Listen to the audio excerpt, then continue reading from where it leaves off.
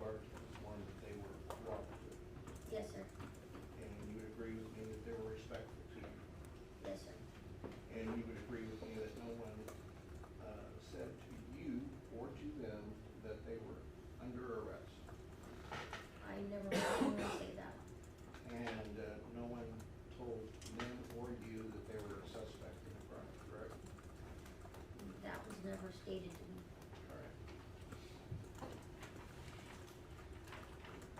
Now, you've been present when officers have surrendered their weapons, correct? In what context are you talking? When officers have had their weapons taken away from them for whatever reason, you've been present. Yes. All right. At any time before the officers left, were any additional weapons taken away from them? Not that I know of. So I want to be clear, and I know that you testified in answer to Mr. LaHood's question, that you don't know whether they were reissued weapons after you took their weapons. My question is, I want you to assume that they were reissued weapons. If they were reissued weapons, you did not participate in taking those weapons away. Would you agree? No, sir, I didn't. All right. Pass the witness. Judge, we have no questions. Thank you. I have no questions for this, further question of this witness, Your Honor. All right. May she be excused. Yes, maybe.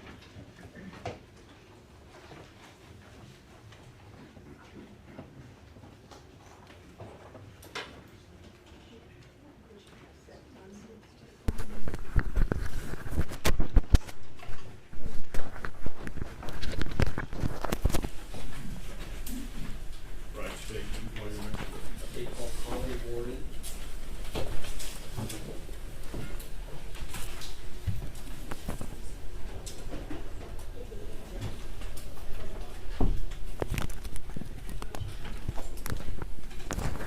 Judge, can I put this? Thank you.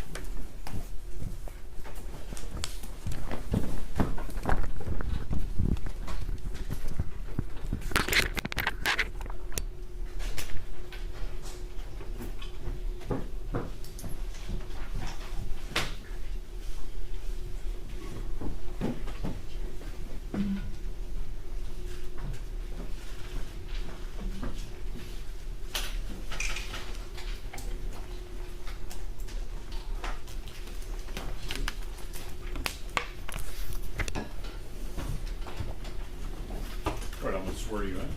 Do you solemnly swear or affirm that the testimony you give in this matter will be the truth, the whole truth, and nothing but the truth, so help you God? Yes, I do. All right, you may need to adjust the microphone, make sure everybody can hear you.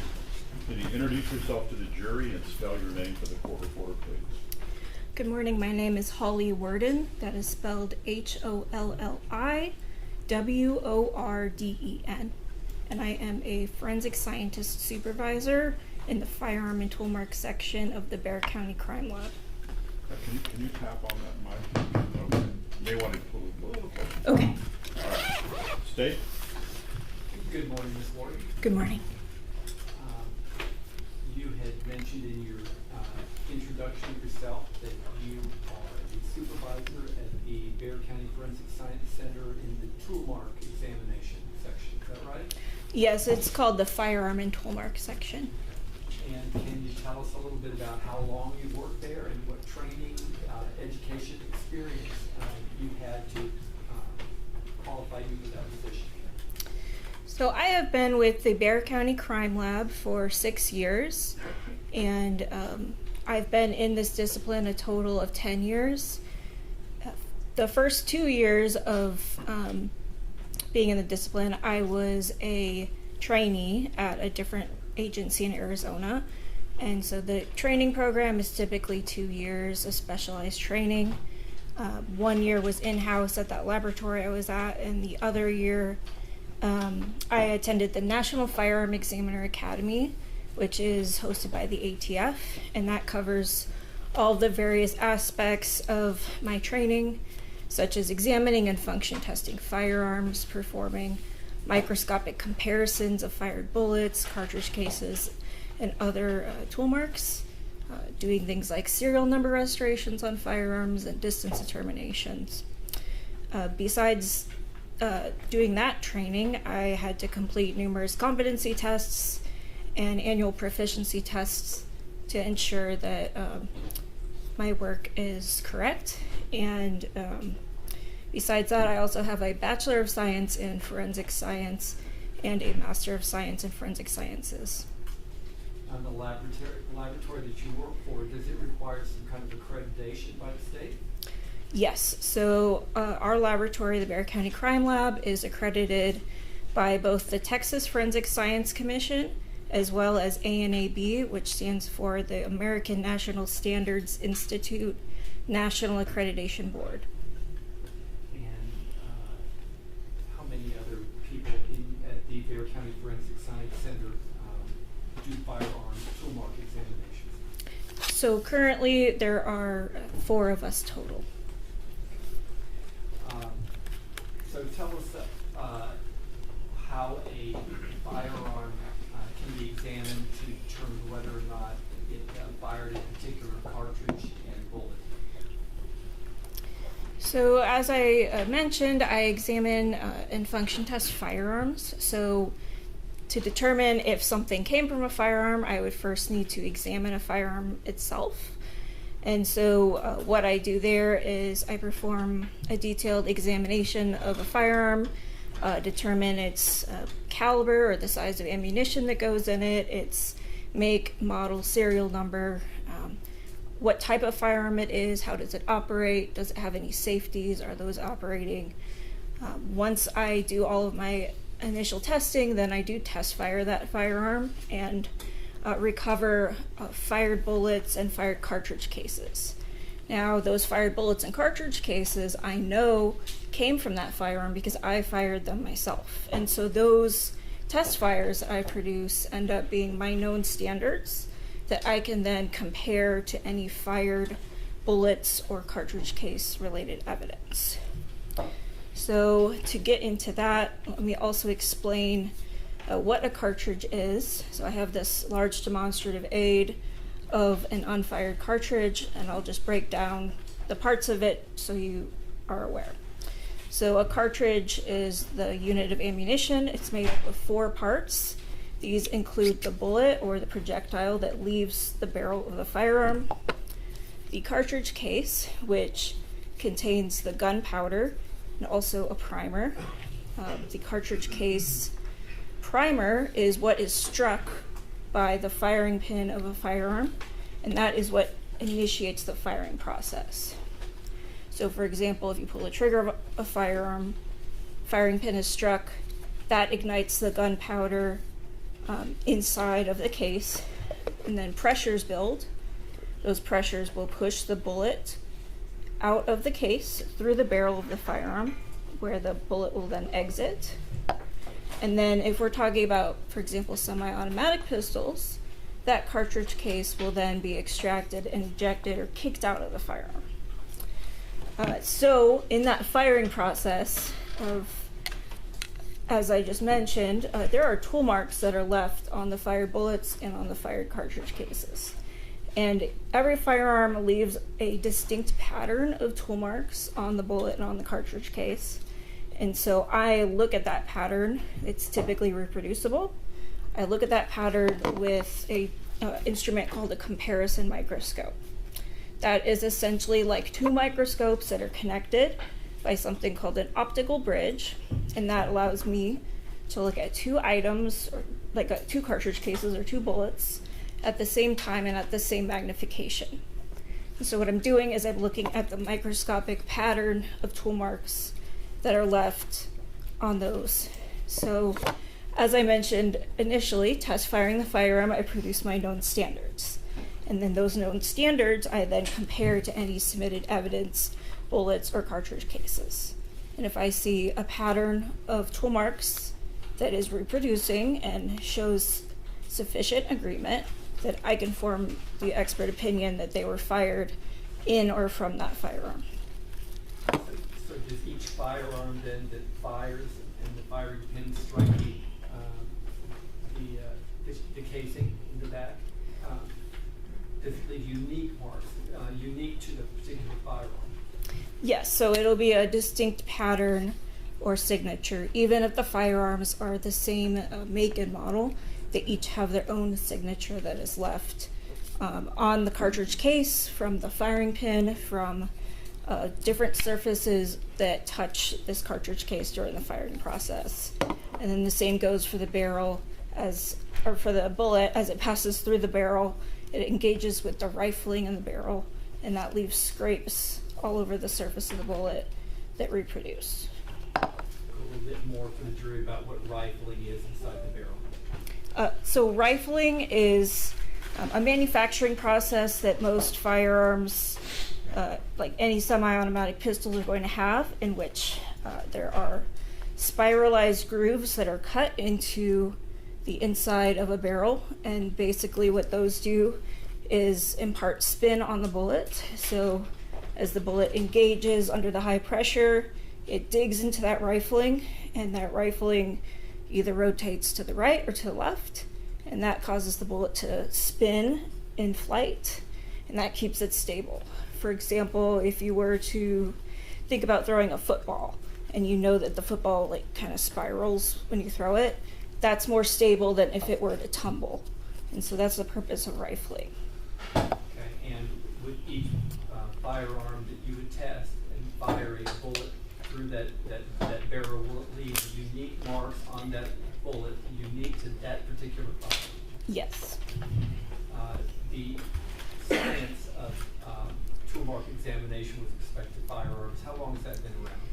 It's been around for over 100 years. Are you a member of any professional organizations that relate to firearm tool mark examinations? Yes. So the main international organization is called the Association of Firearm and Toolmark Examiners, and I am a distinguished member of that. And even though you're a supervisor of that section now, do you on a daily basis perform these kinds of comparisons? Yes, I do. I want to draw your attention back to your laboratory number 23-03995, in which you were asked to look at some evidence sent over to you by the San Antonio Police Department back around on or about September 14th, 2023. Did you remember having any involvement in that examination? Yes. What did the San Antonio Police Department bring to the crime lab for you to look at? So initially they brought several items of evidence. I received 3 firearms, each that contained also unfired cartridges and magazine. I also received 16 fired cartridge cases and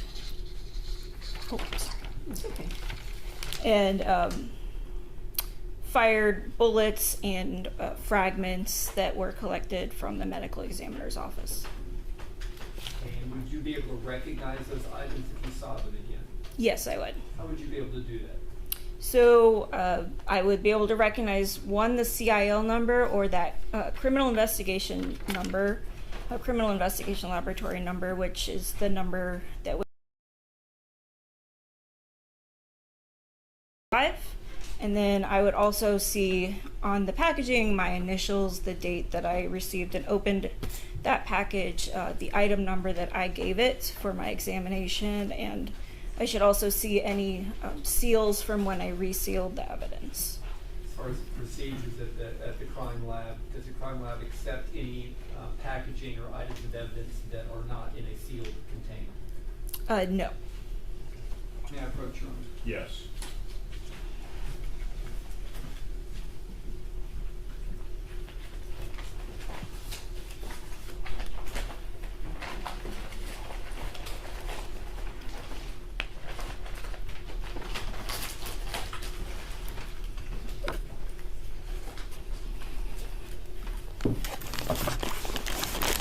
Space, would you like to use gloves? Sure.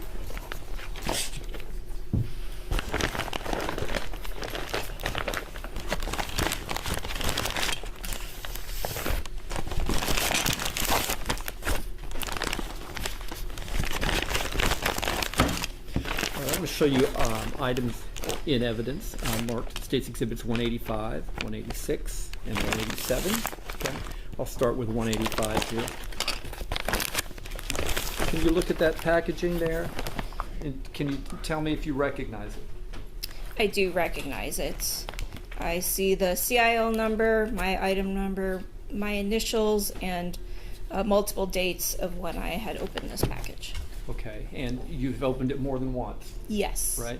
And each time that you opened it after you were done with your examination, did you reseal it? I did. Okay. So I have multiple seals on here, on the side here. And you're pointing to kind of the red evidence tape that is on there, right? Yes, the red evidence tape has my initials and the date on it.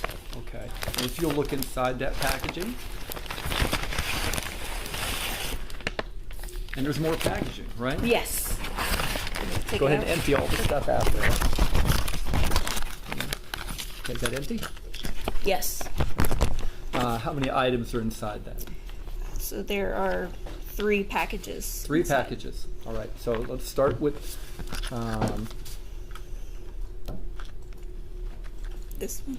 that one here. One, Oh, it's been marked as 185A. Yes. Do you recognize that? Yes, I do. What is This box contains my test-fired bullets and cartridge cases that I had produced using some of the evidence ammunition that I received. Okay, so when you first opened that package, when it first came to you, first it was sealed, Correct. right? It didn't contain that box in there, right? No, it did not. Okay. You put that box in there, right? I did. After you test fired 2 of the cartridge casings that were included in this grouping. So 2 of the unfired cartridges that came in one of these packages, I used for my test firing. You had talked about how you, in the purpose of making a comparison, you yourself want to see what markings the particular gun made on a fired cartridge casing, right? Correct. And so you fired 2 of the ammunition that was with the gun. Correct. Okay. And then after they were fired, that results in a casing and a bullet. Correct. Right? And yes. did you recover each of those items? I did. And are they in that box? They are in this box. So how many items should be in that box? So there should be 2 bullets and 2 cartridge cases. Okay. Second one is marked. Kind of do it in order here. Is this a 185B? Yes. Do you recognize that? Yes. What is 185B? So 185B, on the outer packaging, I recognize the same markings that I left on it. It contains more items. Did you want me to? Okay, tell me what you see in there. Okay, I see a magazine and some unfired cartridges and another envelope that should contain 1 more unfired cartridge. Okay, and these are items you've seen before? Yes. And these are items that were in this grouping when you got it initially, yes. right? And so, with respect to the envelope that's inside, it's marked 185B1. Is that right? Yes. Did you do any testing on that? So I would have examined this and taken notes on it to evaluate what it was. Okay, and what's contained in 185B1? So this should contain 1 unfired cartridge. Okay.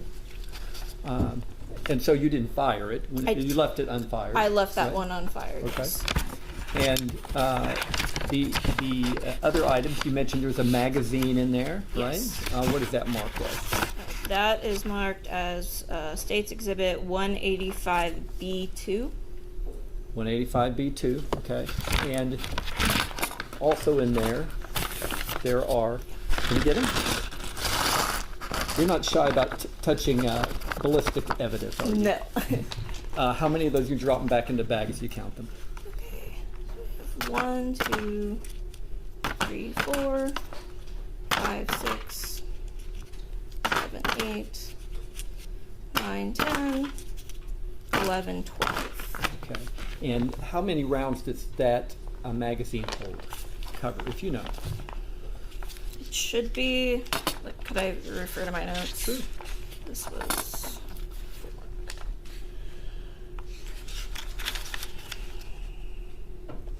Uh, 17.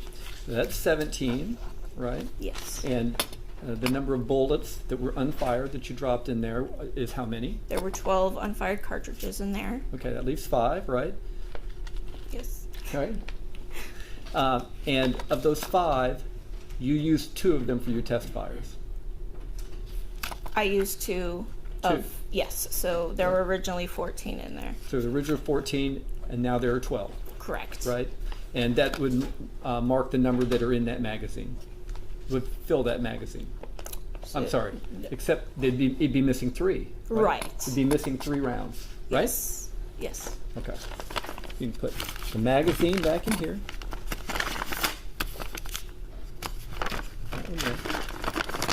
Okay, 6A. And then 185D.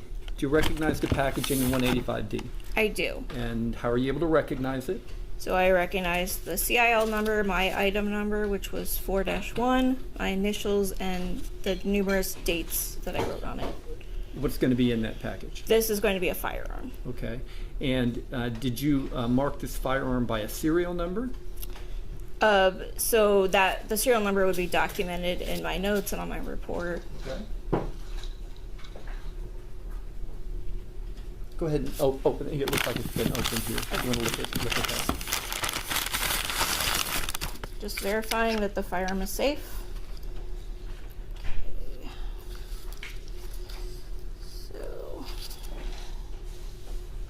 So for one, I recognize I wrote my CIL number, item number, initials on this How did you do that? with a Sharpie marker. Okay. And then there's also, it does have a serial number. Okay, and the serial number of 185D is what? So it reads NMR 8375. 8375, right? Yes. Okay, so this is the first one we're going. Did you list it by item number? Do you have this as far as the 3 firearms that you tested? Do you have this one labeled as a particular item number? Yes, so this is my item 4-1. This is your item 4-1. Yes. Okay. Now, with respect to item 4-1 or state's exhibit, what is it, 185D1, I think. Probably there's probably a sticker on it. To Or that effect. 185D1. Right there, right? You fired this weapon I did. with the 2 of the Hornady rounds that were in the packaging, Yes. right? And in those rounds, the bullet and the casings for each of those rounds is in here, Yes. right? Did you have the opportunity then to compare the test fired rounds from here with other items of evidence? I did. Okay, let me walk around here.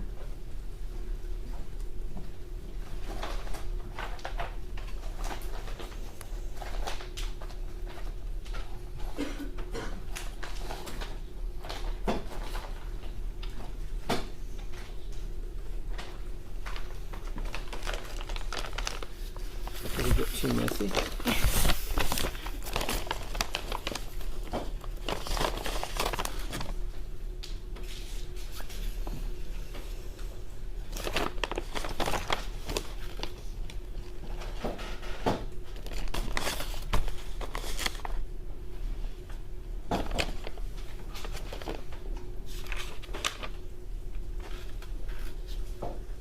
Okay, I'm going to show you what's been marked as state's exhibits.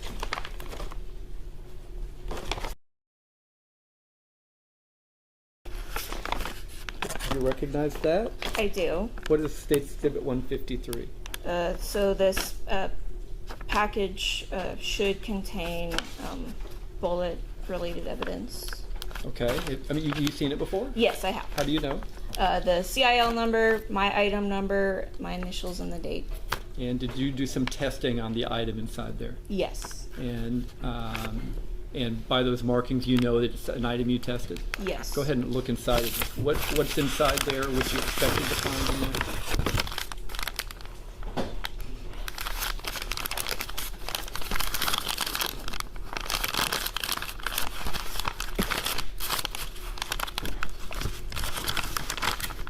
Yes.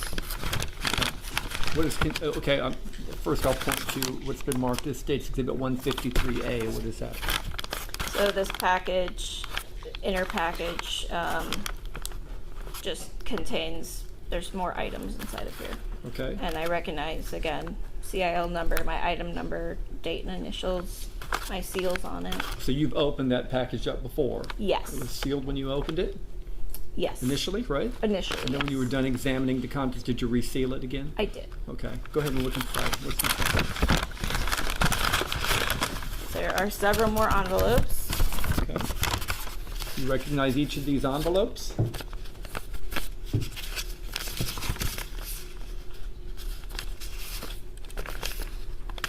I do. And let me put them kind of in order here. It's 153A1,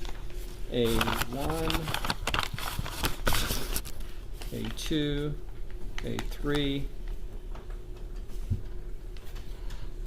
A4, and A5, right?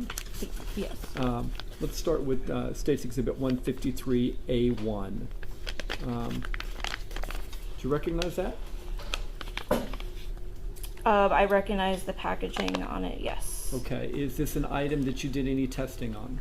It is not, but I did mark the outside envelope. I just did not open it. Okay, to confirm that you had received it with this other grouping, right? Correct. What is contained in this item according to the placard on there? Yes, according to the label, it is left fingernail clippings with clipper from the Bexar County Medical Examiner's Office. Okay, and did you have that marked in your report of you having received that with this other evidence? I did. Okay, you can drop that back in the bag. 153A3, have you seen that before? Yes. So this is my item 10-5, and it was labeled as right fingernail clippings with clipper. I also did not open this package. You had no kind of forensic firearm or tool mark examination to do on that package, right? Correct. But you put that one in the bag. 153.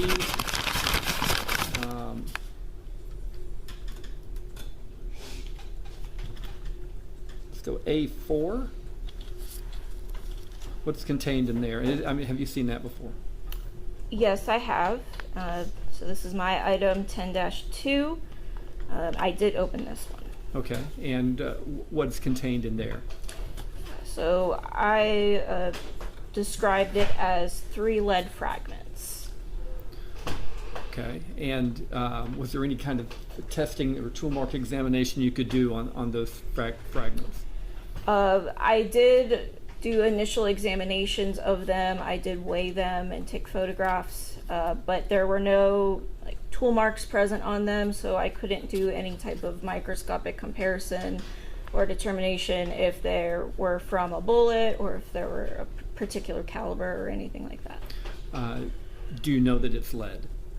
It is consistent with lead from all of my experience looking at lead fragments. And bullets, they're part of these cartridge casings. We've got the Hornady cartridge casings or so. Do they expel a lead projectile? So if I were to talk about the Hornady bullets that are what the duty weapons contain, the bullets themselves have a copper jacketing on the outside of them, and on the inside we call it the core, and that is where there's lead. And then they also have a what we call a red polymer tip on the end of them. They're a type of hollow point bullet.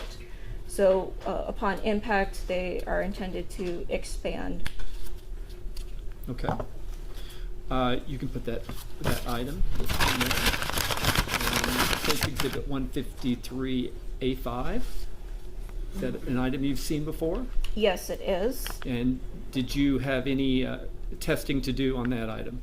I did examine it. I opened up the packaging to determine what it might be.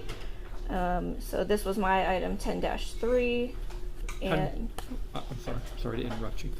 How did you describe what you saw inside that envelope? my description was unknown material. Okay. Did you do any testing on that? I just filled out initial notes of what I could, but it does not appear to be consistent with a bullet or firearm related evidence. Okay, you can put that in there. 155A3. Have you seen that before? Yes. And tell us what that is.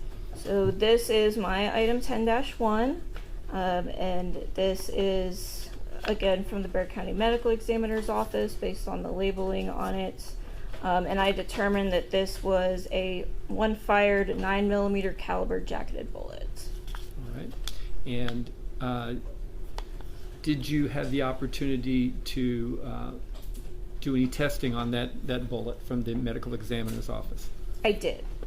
And were you able to examine it under a comparison microscope? Yes. And were you able to compare it to any of the other weapons that were submitted to you as part of this grouping? All right.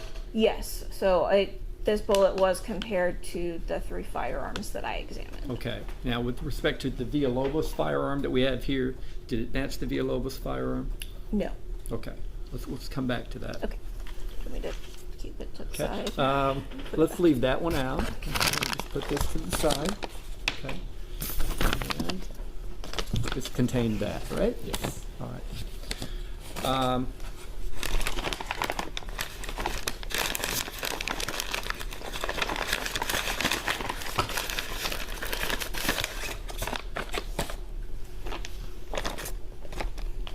I'll show you what's been marked as State's Exhibit 156. Have you seen that before? Yes, I have. And when have you seen that before, and what do you expect to find inside it? So I recognize my markings on it, CIL number, package item number, my initials, and the date that I opened it, my date from sealing it. This should contain several fired cartridge cases. Okay, go ahead and pour it out here and see if it contains what's left in there, right? Yes, let me sort them. It's 156. Or to I believe it's 156A through P. A through P. Okay. Do you recognize these envelopes if you kind of sort through them? I do. And again, how are you able to recognize them? CIL number, my item numbers, my initials, and date. So my item numbers for these would be 7-1 through 7-16. So are these 16 spent cartridge casings? Yes. All right. And there are, I see numbers on them. Apart from the exhibit numbers, there are big numbers 1 through 16, right? Are those numbers that were on the envelopes when they were submitted to you, or those numbers that you put on there?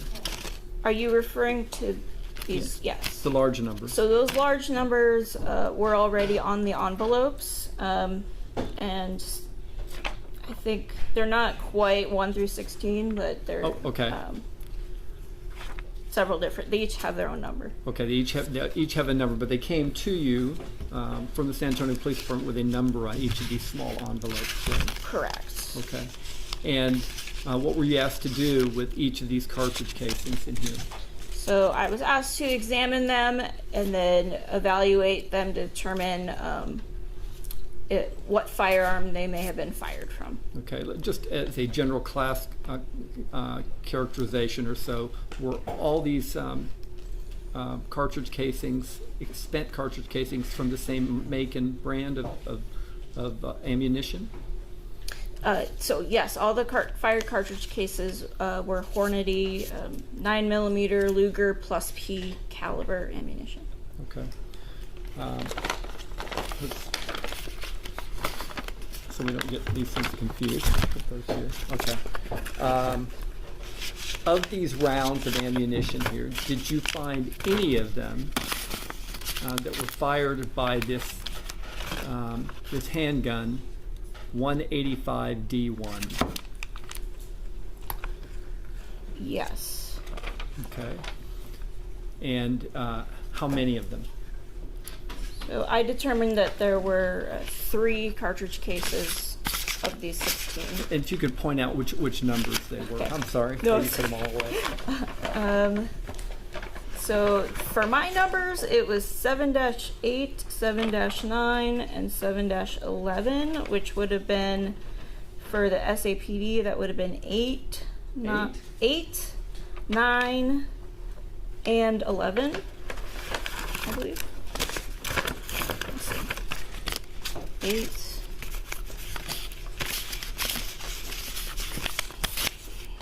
9. Oh, no, that's before. 11. So these envelopes 8, 9, and 11, you looked at these in a comparison microscope I did. and compared them to the rounds that you fired through this handgun, Correct. Villalobos's handgun, Yes. and you determined that these were also fired from that same handgun. Correct. Right? Yes. 3 of them. 3 of them. Okay, let's put those in the bag. You have the bag there, and leave the rest of these out for Okay. now. Okay.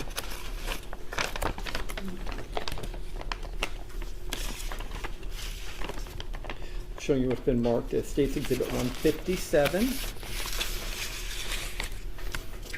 I'm glad you're organized.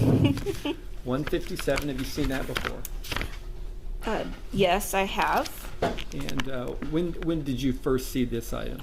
So I saw this, or I received this item in my custody and opened it on September 16th, 2024, Okay, last year, last year. right?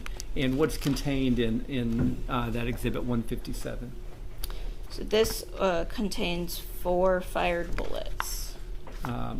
And what were you asked to do with the 4 fired bullets? Examine them and determine if they were fired from any of the 3 firearms that were submitted. Okay, come look inside there. See if it is the 4 bullets that you had seen previously. Yes, I recognize CIL number, my item number, initials, dates, and my seal on them. And did you look at each one of those items contained in those envelopes under your comparison microscope I did. and compare what you saw to the weapons that were submitted to you? I did. Okay, with respect to this weapon, the Villalobos weapon, we'll refer to it as, right? 185D1, were you able to determine if this weapon fired any of those spent bullets? That was my item 11-4, which was SAPD item E22 E22. and States Exhibit 158D.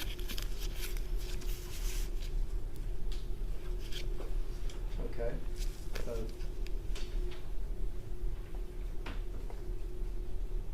bullet, E22, and the casings, 8, 9, and 11, right? I'm sorry, I'm asking you to go back on what we already did. But yes. That's right, right? Yes. Okay. Let's put those away right now, just so it doesn't get too messy. And we'll come back to this. Go ahead and pack this weapon back up again.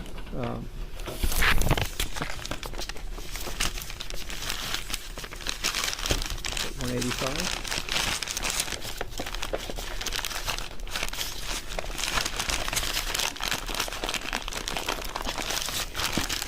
There we go.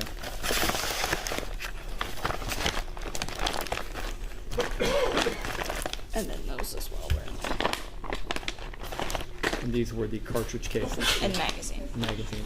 Same one. Okay.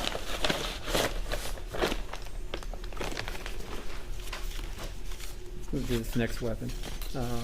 States Exhibit 186. And I'm showing you the packaging of 186. Again, do you recognize it? Yes, I do. I recognize the CIL number. That's still the same one. My item number, my initials, and my dates of opening it and sealing it. And what is your item number on this one? This is, the outer package is 5. So the contents inside will be 5 dash another number. Okay, go ahead and look inside it and see if it contains what you left in there.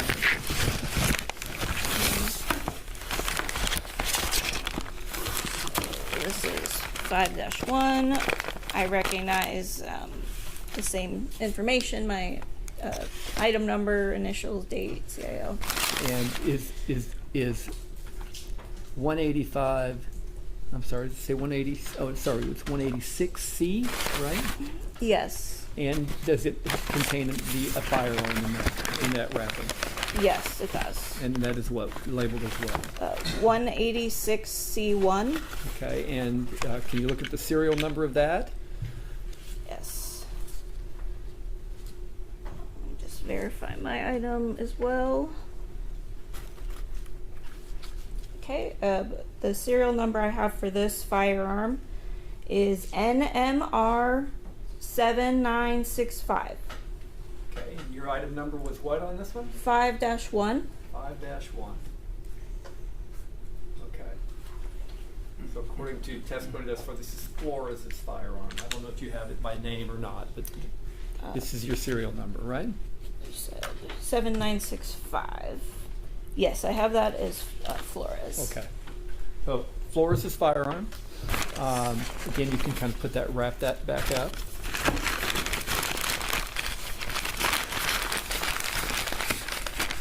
And are we on this one here? Is it? Yes. Yes. Right, 186. Right? So taking the other items out of 186, right?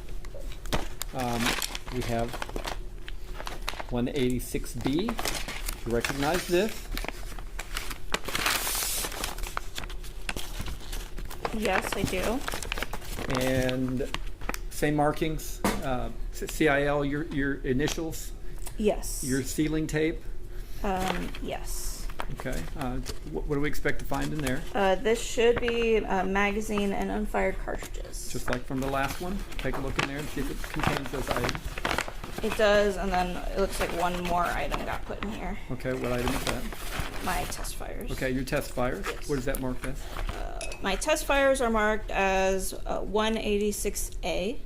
And that's the kind of the tiny box, right? Yes. And it contains 2 test fires, which is 2 cartridges, two bullets. 2 cartridge cases and Case- 2 bullets. Okay. Yes. Yes. And what else do you find in there? The magazine. The magazine, which is 186B2. Okay. And what else is in there? There's one package that contains 1 unfired cartridge. Okay. This is the round from the chamber. Yes. All right. And pour these into it the same way. Okay. How many unfired cartridges do we have? 1, 2, 3, 4, 5, 6, 7, 8, 9, 10, 11, 12. Okay, just like the other weapon, 12 cartridge casings, which means, and you fired 2 of them, So, right? yes, so 12 cartridges, and then these 2 test fires were originally with those, so there was originally 14. And if the magazine holds 17, that means there's 3 missing, Yes. right? Okay, we'll put, that was in here too, right? The magazine, Oh, let's both of these. put the magazine, no, okay. And then this would just be in We'll hang there. on that for now. Okay. So, did you, in the same way that we talked about with Villalobos' weapon, on Flores' weapon, take the test fires that you had and look at them under the comparison microscope and compare it to these casings and bullet fragments that we've talked about earlier? Yes. Okay. And what were your findings about which of these? First of all, we'll start with the spent casings, right, that are remaining here, right? Yes. Which of the spent casings did you find, if any, that were fired from Sergeant Flores' gun? So I had determined that 3 of the fired cartridge cases were fired in that firearm, and those were, for my numbers, 7-6, 7-7, and 7-10. For PD, SAPD, it was 6, 7, and 10. 6, 7, and 10. 7. Right? So for their evidence markers, 6, 7, and 10. Correct. Right. Yes. Okay. Right there. You've got those three right there. Yes. Okay. Those three expender or casings, without the bullet, the bullet's been fired. These were shot by Sergeant Flores' gun, right? Correct. Okay. You can put those in that other bag. See what you've got left.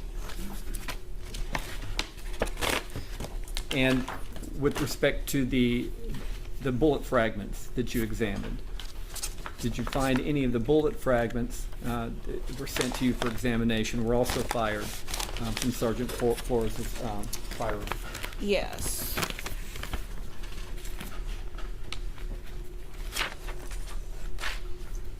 Yes. So the the bullet item 10-1 from the medical examiner's office. That bullet was fired from that firearm. Okay, so the initial bullet, the only bullet you got from the medical examiner's office, right? Correct. That you tested was fired from Sergeant Flores' gun, Yes. right? Yes. How about any of the other bullets that were found and sent to you?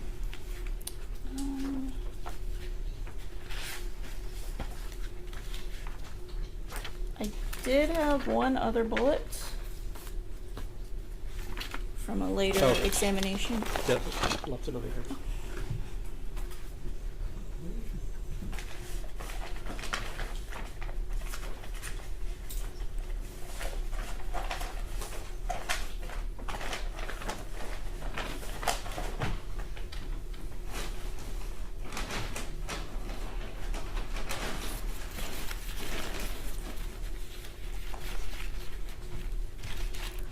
So it's been marked as State's Exhibit 155.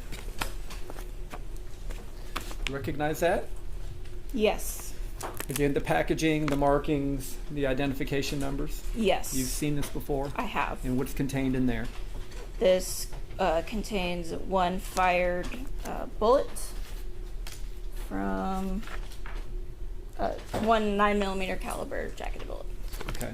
And when did this bullet come to your office for you to evaluate? I evaluated it on October 10th, 2024, so about a year ago. About a year ago. All right. So this one came later than all the other ones that you Yes. got, right? Yes. All right. Take a look inside there. Does it contain what you expect it to contain? Yes. Is it a single envelope containing a single fired bullet? Yes, it should be. The packaging is correct of what I would expect. It feels like there's one thing in there. Okay. And what is that labeled? So this is labeled my item 12-1. It also has an E1 on it. Okay. Is there a spent bullet in there? I mean, is that what you left in that envelope? That's what I left in there. Okay. You can open it and you want to look at it. I think there may be some scissors over there. Did you? I can grab some more.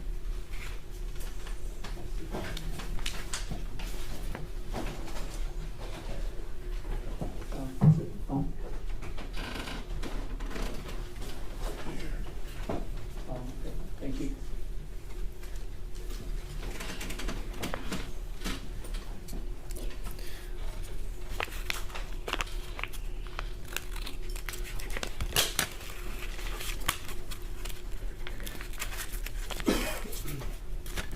All right. Can you look at that? Is Yes. that is that the bullet that you examined that you returned to that envelope? It is. Okay. And did you have a chance to look at that bullet marked E1 under exhibit number 155A under the comparison microscope? I did. And did you have an opportunity to compare that to the spent casings and bullets, I guess just the bullets, right, that were fired from Sergeant Flores' gun? I did, yes. And what was your conclusions in making that comparison? So I determined that this bullet was also fired from that firearm, Sergeant Flores' firearm.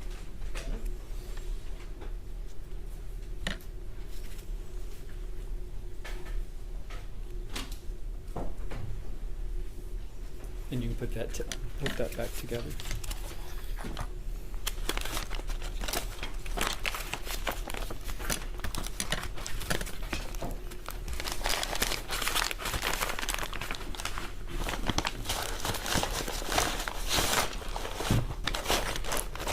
All 186 back together.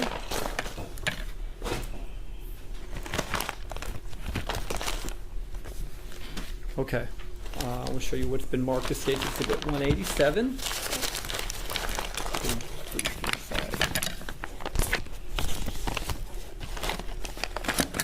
What do you see there? The outer envelope I recognize by my CIL number, item number, initials, dates, and seals. So this package should contain a firearm, magazine, and cartridges from Officer Alejandro. Okay, and you could look inside and see if it indeed does contain those items.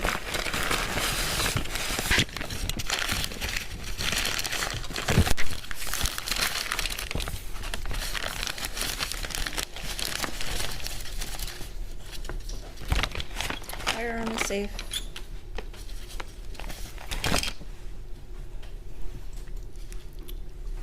Just verifying. Okay, I recognize this firearm with my item number, CIL initials, and then the serial number on this firearm is NMR 3596. Okay, and you have, this is your item 6-1. Correct. Okay, you can return that to the packaging. And also in 187, we have an envelope, 187B, is that right? Yes. And what is 187B? So that envelope, based on the markings, should contain a magazine and unfired cartridges. Okay, and does it indeed? Just the magazine. What's it labeled?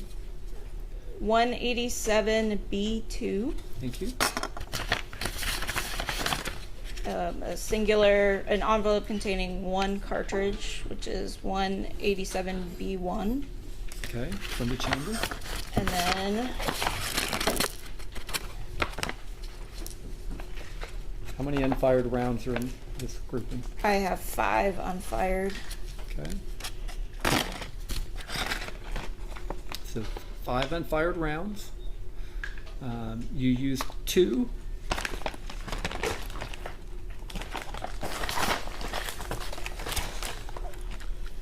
This is my box containing the test fires, as it says on it, using those cartridges that I received. So there should be 2 fired cartridge cases and 2 fired bullets. Okay. That you used for purposes of your comparisons, right? Yes. And so you had how many rounds? I had 5. 5. So 2 more. 5. 7. That's 7. Yes. It holds 17. Correct. So it's missing 10, Correct. right? Okay. Put the magazine back. All right. Did you then have the opportunity to test this firearm, 187C, against the casings I did. and the bullet fragments? I did. Right, okay. With respect to the casings now, did you find in these casings any of them that were fired from Officer Alejandro's gun? I did. And tell us which one. Okay. So of my items, I had item 7-1, item 7-2, item 7-3, item 7-4, item 7-5, and then item 7-12, item 7-13, item 7-14, item 7-15, and item 7-16. And with respect to the SAPD evidence numbers, Yes. which were those? SAPD evidence numbers 1, 2, 3, 4, 5, and 14, 15, 16, 17, and 21.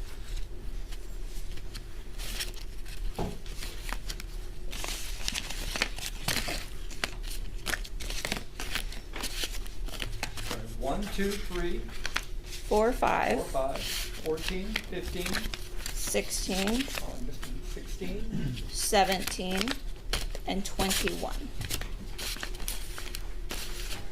71, that's 10, right? Correct, yes. So we talked about 10 were missing? And Yes. You had 10 casings that you found that you can attribute to his gun, Yes. right? Okay. With respect to the bullet fragments you found, were you able to look at those in the microscope and find that any of those were fired by this same gun? I And which numbers were those? Those were items 11-1, 11-2, and 11-3, or SAPD numbers E13, E18, E19. E13, I'm sorry, E13, E18, and E19? Yes. Those would have been in from here. Okay, let's put these back in. Bag.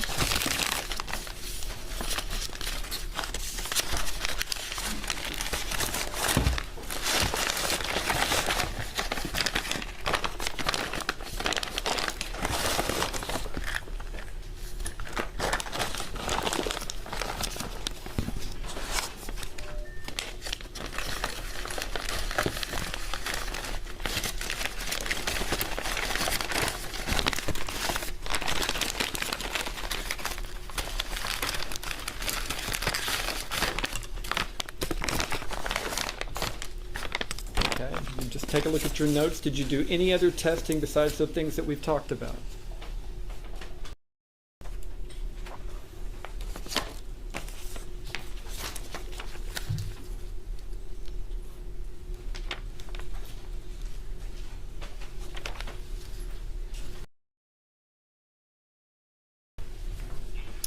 I think that was everything. Okay.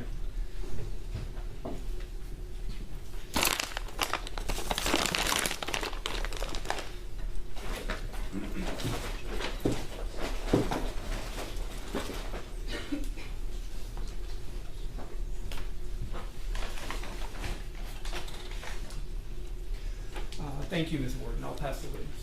Dr. CJ? Yes. Well, let's take a short break. Members of the jury will let you know when we're ready. All right, for the jury.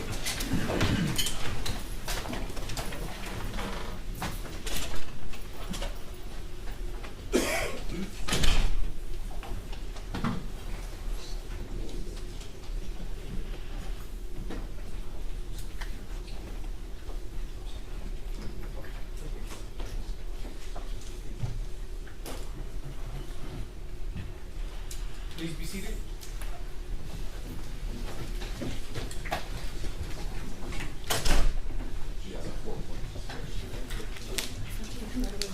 Okay, thank you. Good morning. Good morning.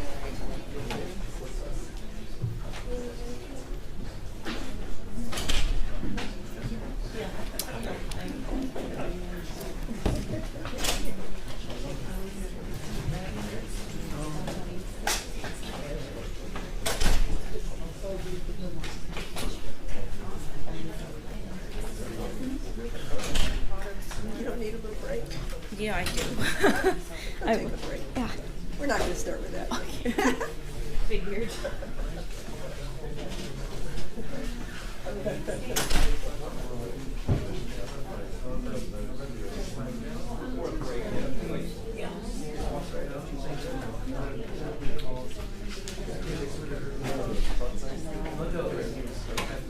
Get up on her, yeah. I wasn't stressed about it. Yeah, it's very technical.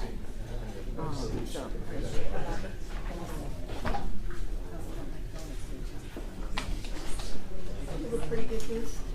Huh? You can power down. The Just state on side is like, off the hill. I usually am very red, but this seems like, there's a lot, I've got a decent list, the defense list for sure. State,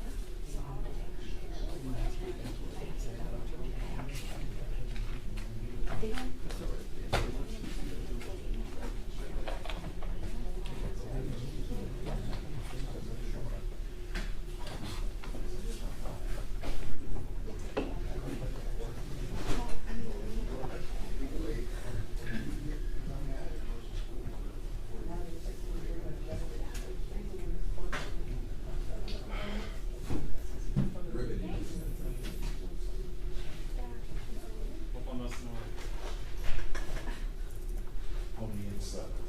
Right up to the side.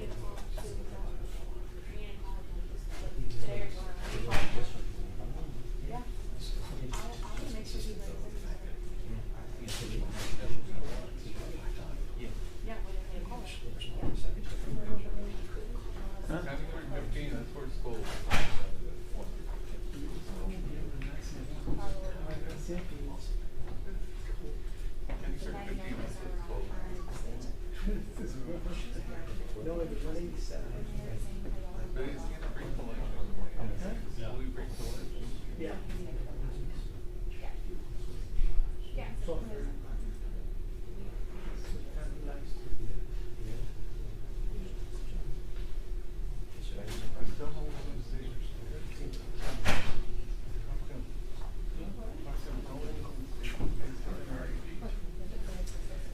yeah, I know, right?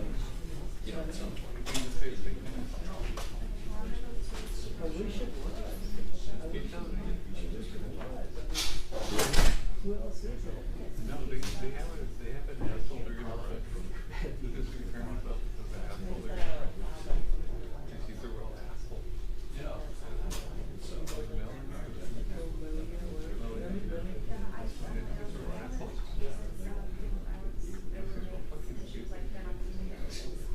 They're not, no.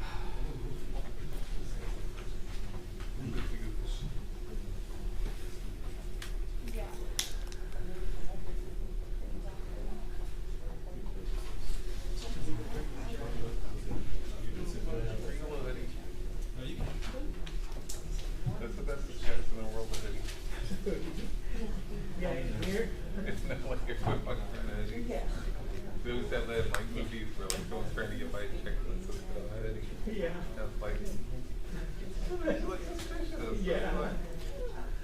If you could have been numbers for me, right, excited. Let's give me one of these guys with it. That'll get me past the checkpoint.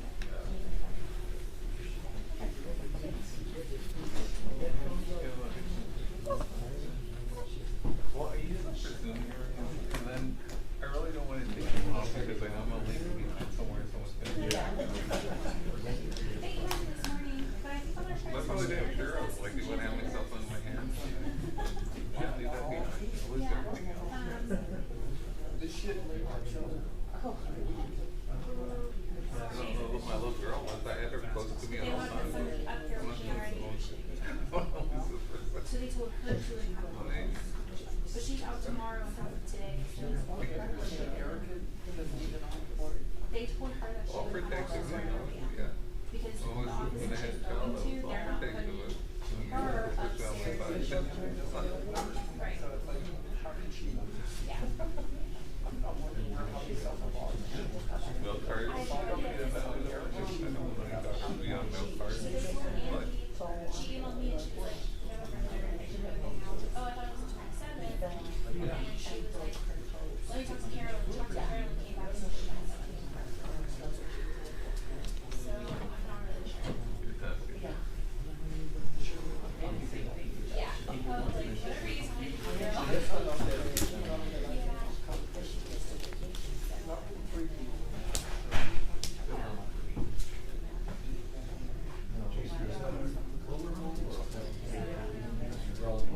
Actually, this pound. Hey, has that really I never came to call. He's on a third backlog. They just added You're a very good witness for the court, so thank you very much. Sure.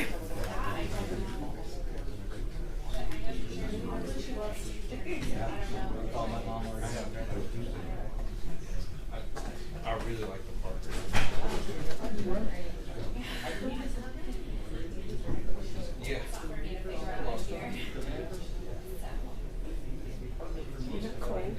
Yeah. I'm warm. You're warm. Yeah. Could be just because I'm pregnant, so overheating. Is it your first? Yeah. Yeah. Yeah. You feeling okay? Yeah. Yeah, overall. 30 weeks. So 9 more weeks to go. Weeks. Oh, 9 more weeks. Yeah. Yeah. Yeah. End of the year. Yeah. it looks like a shampoo about. Was this the? Yeah. It looks like shampoo. I thought it was shampoo. I thought it was either water bottle or shampoo.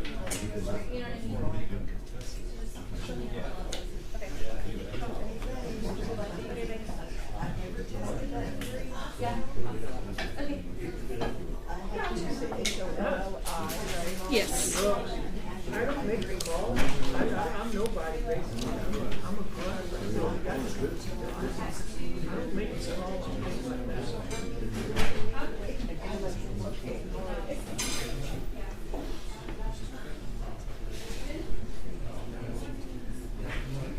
Send me an email. No.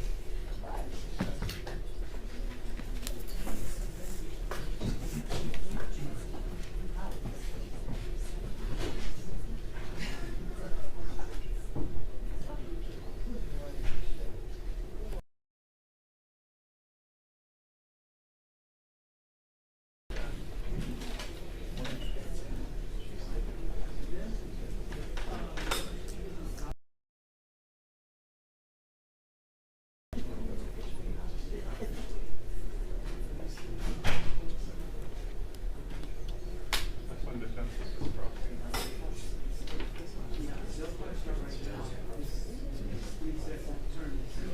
Oh, really? Okay. Okay, well, okay, so that's.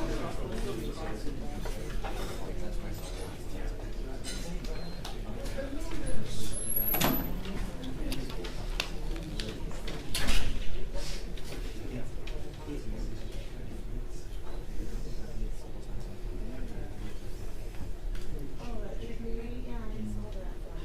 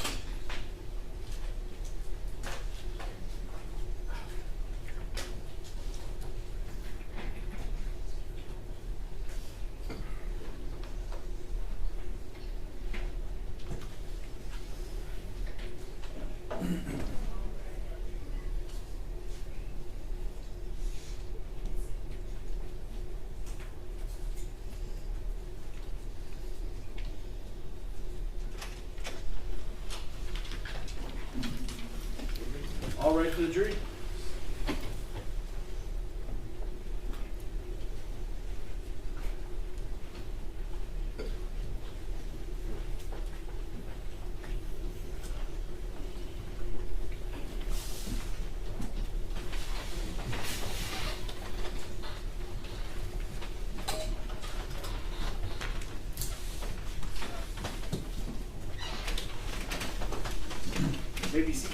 Maybe seated.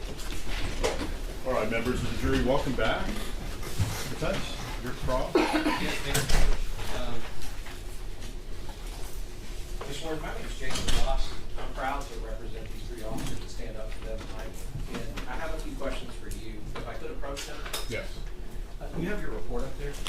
Yes, I have 3 reports. Okay, I guess the report where you did kind of most of the work, yes. The first one that would have come in with the evidence submission. Can you look and tell me the date on that report? Yes. So my initial report was September 14th, 2023. And on September 14th, 2023, is that when you, we're kind of looking at this chart that the state's been working on. I don't know if you can see it, but is that when you had determined, I guess, originally the ME bullet from Sergeant Flores' gun and some of those other matches? Yes, so that bullet and then the cartridge cases, the 16 cartridge cases were all in that first report. Right. And so that would have been, I mean, we're talking September 14th, 2023, and that's when you would have been able to say, these are my findings. Correct. All right. So as far as, you know, in looking at this, I guess just maybe talking a little bit about it. I know the state went through it with you, but you and I know each other from doing this, but I've never, you had come right after I was a prosecutor there. But I did do a tour with Ed Wallace, and you guys give tours of your lab. Yes, at times. And you know, for prosecutors especially, it's important because what it does is it helps us to understand how to question you, because we can understand some of what you do, right? Yes. So as far as the test firing, when we talk about when you're test firing, you have like a room that has a huge like water tub in it, right? Yes, so we have a firearm range, so we can shoot downrange, and then we have this big tank of water that we stick the muzzle end of the firearm in and can shoot, and that's how we recover our test-fired bullets. And one of the things about that, the reason why is because as the bullet goes through the water, it'll slow down and eventually rest at the bottom, and then you can fish it out, and you have a pretty like pristine sample of the firearm or the tool marks that you're looking for, right?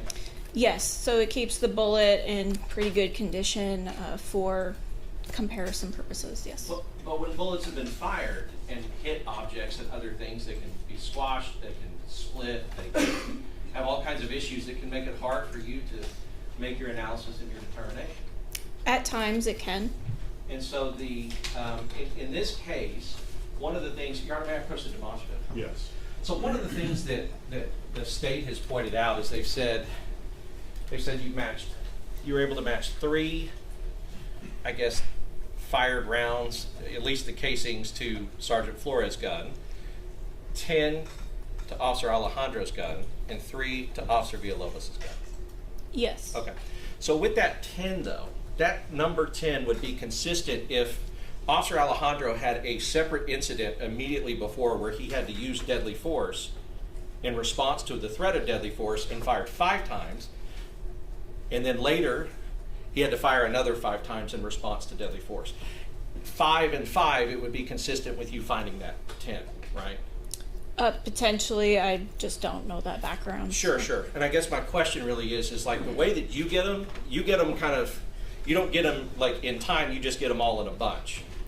Yes, so the way that those envelopes, when I opened them up, that is how they came to me. Right, and so when there's 10, you couldn't say, and you can't say like, oh, these 10 were fired all at one time. You don't know in which order and which part they were fired.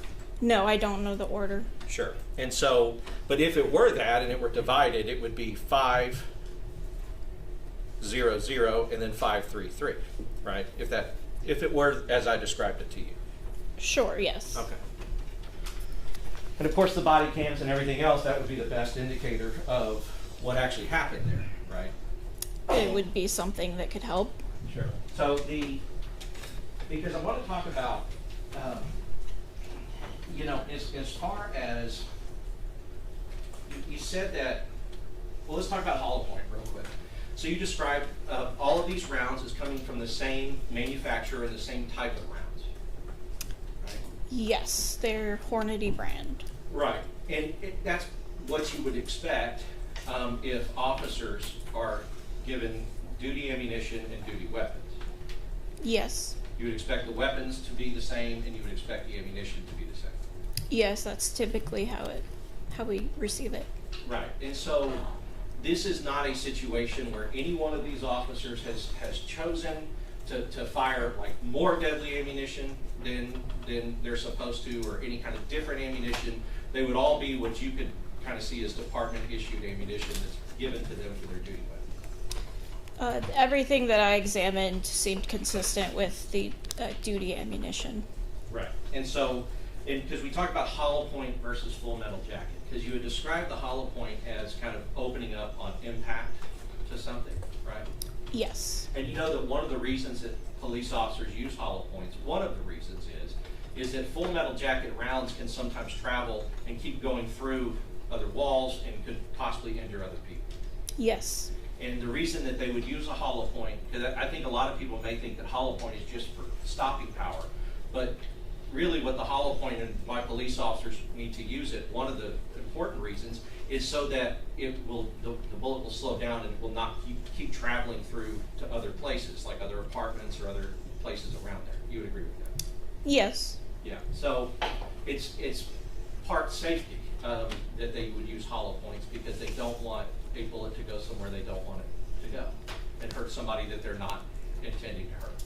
That may be a reason. Right, okay. So the, you know, because you did your examination September 14th, and you submitted your report. When you submit your report, is that when you give it to the I guess to the SAPD, or you give it to the prosecutor? Who would you give it to? It depends on the case. That date is when the report is issued. So that's after I've done all my examination, all of the peer review has been complete. Depending on the type of case, if it's one where the report is requested by a detective or prosecution right away, then there are times where we may send it to them. But otherwise, I think it just goes through our system and they distribute it. Our office distributes the reports. Sure, and I guess my point of that is that you're not, like it didn't go out to the public, it goes out to law enforcement agency and perhaps the DA's office. Yes. Yeah, so as far as, because it seems like, you know, after going through all the bags and all the stuff and everything else, it seems like what I got from that is that there was one bullet that was recovered from the medical examiner's office, that you got from the medical examiner's office, right? Yes. And you understood that to be recovered from the body of Melissa Perez? Yes. Okay, and you were able to match that one, you said, to Sergeant Flores' gun? Yes. And, you know, I want to be clear, all three of these officers were justified in what they did based on the evidence we've seen, but you weren't able to match any other bullet that was inside of her or that had gone through her to any of the other officers.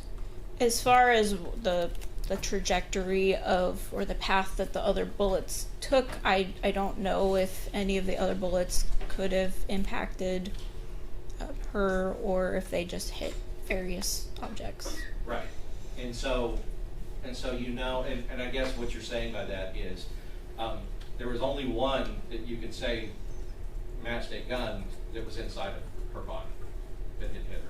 Yes. Right. So, and of course, that is no determination on whether or not Sergeant Flores was justified or was confronted with a deadly threat, because you don't make those determinations. I don't. Right.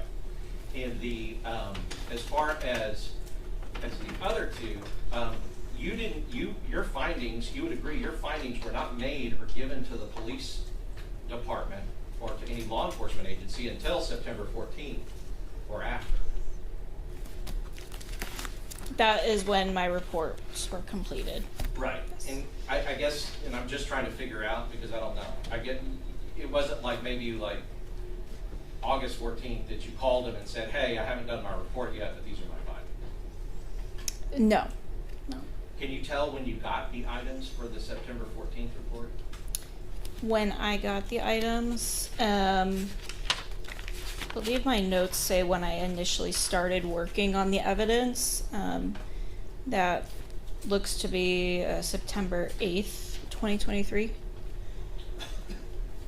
So September 8th, 2023 was when you first started working on them, and you would assume that that's probably pretty soon to the time that you received the items. Yes, so the packaging that I had looked at has the date that I essentially would have opened it to start working on it. Okay, and is it common that like you would sit around for a couple of weeks before you open it up, or is it your practice that, you know, once you receive the evidence, you open it pretty quickly in time?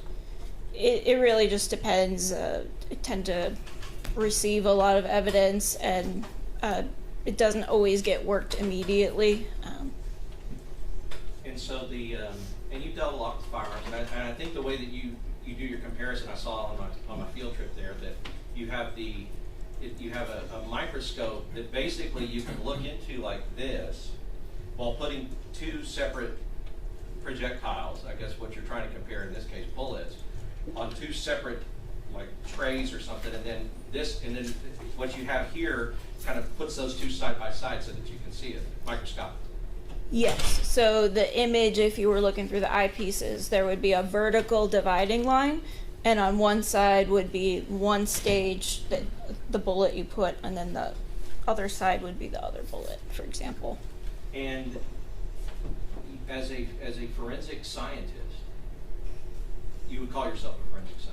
Yes. And as a forensic scientist, your work is necessary and important in trying to determine and discover what the evidence is telling us about what happened. You would agree with that?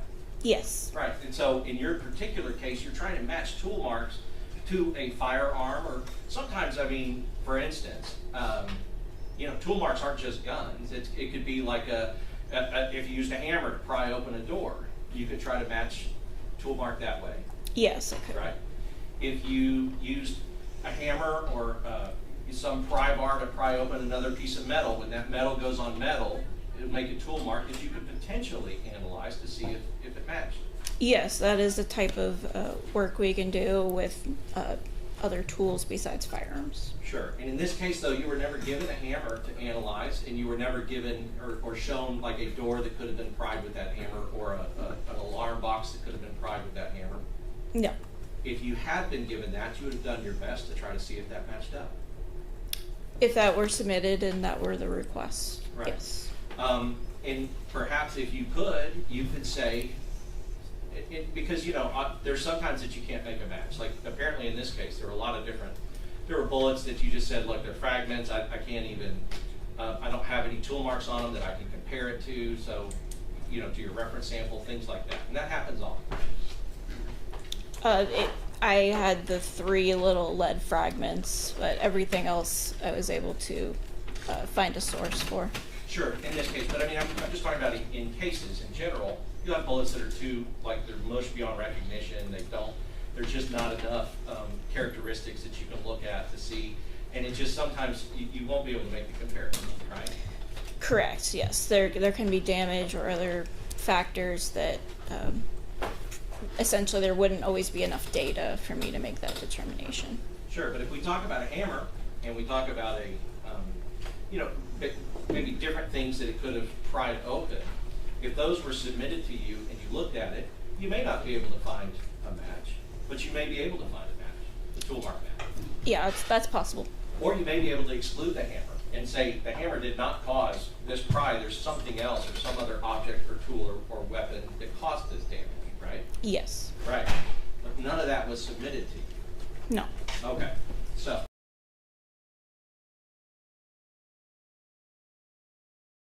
Yeah, so just so we're clear, what I'm talking about is like, tool marks. And tool marks means anything where two things are going up against each other, and making marks, certain marks. You can forensically and microscopically analyze those things to see if they could come from this tool, whatever that is. Yes, so the harder of two objects would be the tool, and then the softer would leave a tool mark. So. Right. And so, and that, like I said, I mean, I've said hammer, but you know, I mean, I guess you could do like a bat, you know, a bat beating into a door or something. If the door was soft and the bat left certain marks, and you know, and it matched up. I mean, you could do something like that if you were asked to. Yes, there's various objects that could be looked at. I mean, saws, if a saw was used, and you know, the saw would be the harder and it'd be the tool, and then it would leave a certain mark that you could microscopically analyze and see if that saw made that cut. Yes. All right. Knives, any of those things. So it's not just firearms, it's firearms and tool marks, really. Yes. Right. So, and I make that point to say that if you could rule out that a hammer caused this, then the implication would be, well, some other tool that we don't have must have caused whatever damage this is. Do you see what I mean? Possibly, yes. Right. So, you know, and so we're talking about September 8th, you're working on it, and I'll just say, I've always thought you do a good job. You're a good forensic examiner. And you get this stuff September 8th, maybe start working on it. Maybe you get it before, but you start working on the 8th. Your report comes in by the 14th. And this incident occurred on June 23rd, which would have been September, over 2.5 months before you did your examination. Yes. All right.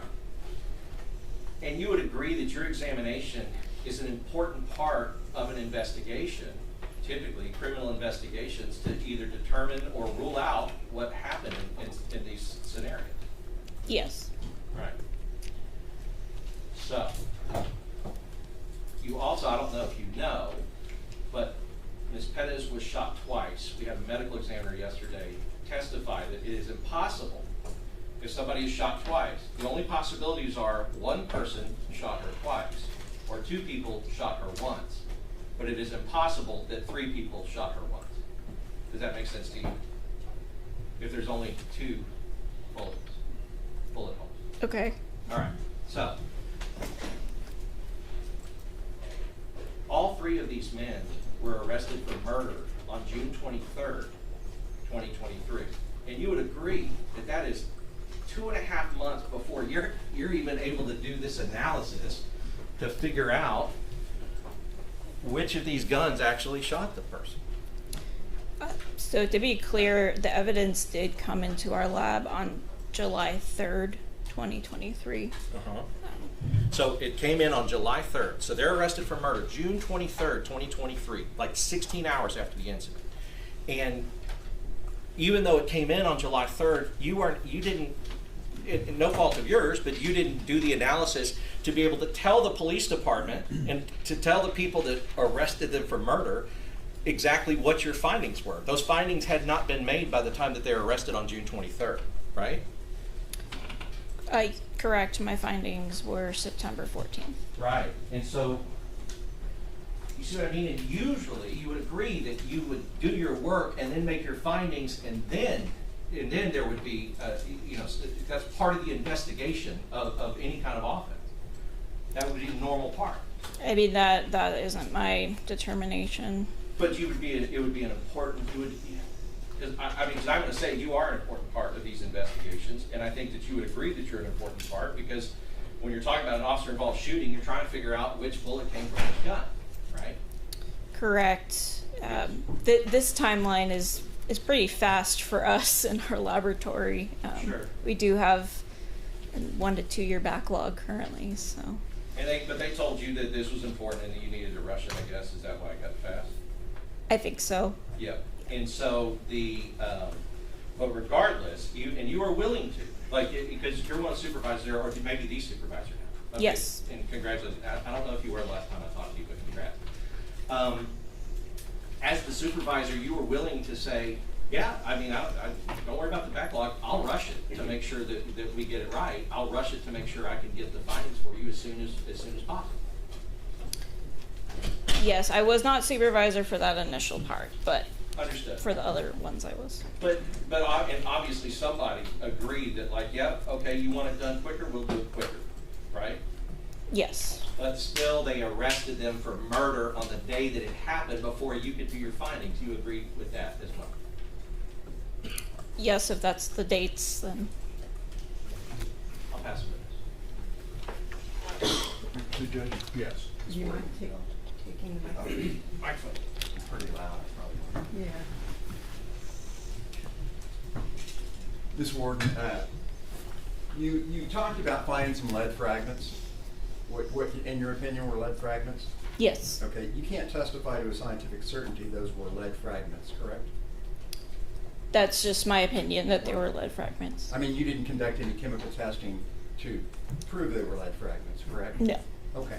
And if the evidence shows that in that, what Mr. Goss was talking about, that fire alarm system, the backup batteries contain lead in those backup batteries for that fire alarm system.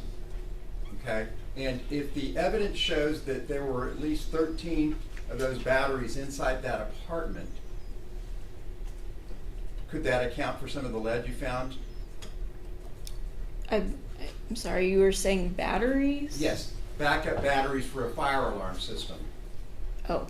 Do you know, are you aware they contain lead? Lead plating and coating? No. Okay, and when they get old or damaged, the lead can slough off and resemble what I guess you're saying are bullet fragments, is that correct? I mean, I don't know anything about batteries or Okay. or what that would look like to Okay. be able to compare it. All right. So if the batteries had been recovered and taken into evidence by SAPD, you could have tested the lead in those batteries against what you found, the evidence that was submitted to you. Would that be fair to say? I don't think that's a likely scenario, just because that's not, we don't do chemical, like, analysis of lead in that way, so. Okay. But would another section of the Bexar County Criminal Investigative Laboratory be where they could do that? That I don't know. Okay. Well, I mean, y'all have GC testing. You have all sorts of equipment and testing. You have a full panoply of forensic scientists at your disposal at that Bexar County Crime Lab. Wouldn't that be fair to say? There are different sections that do different types of testing. Okay. Thank you, ma'am. I appreciate it.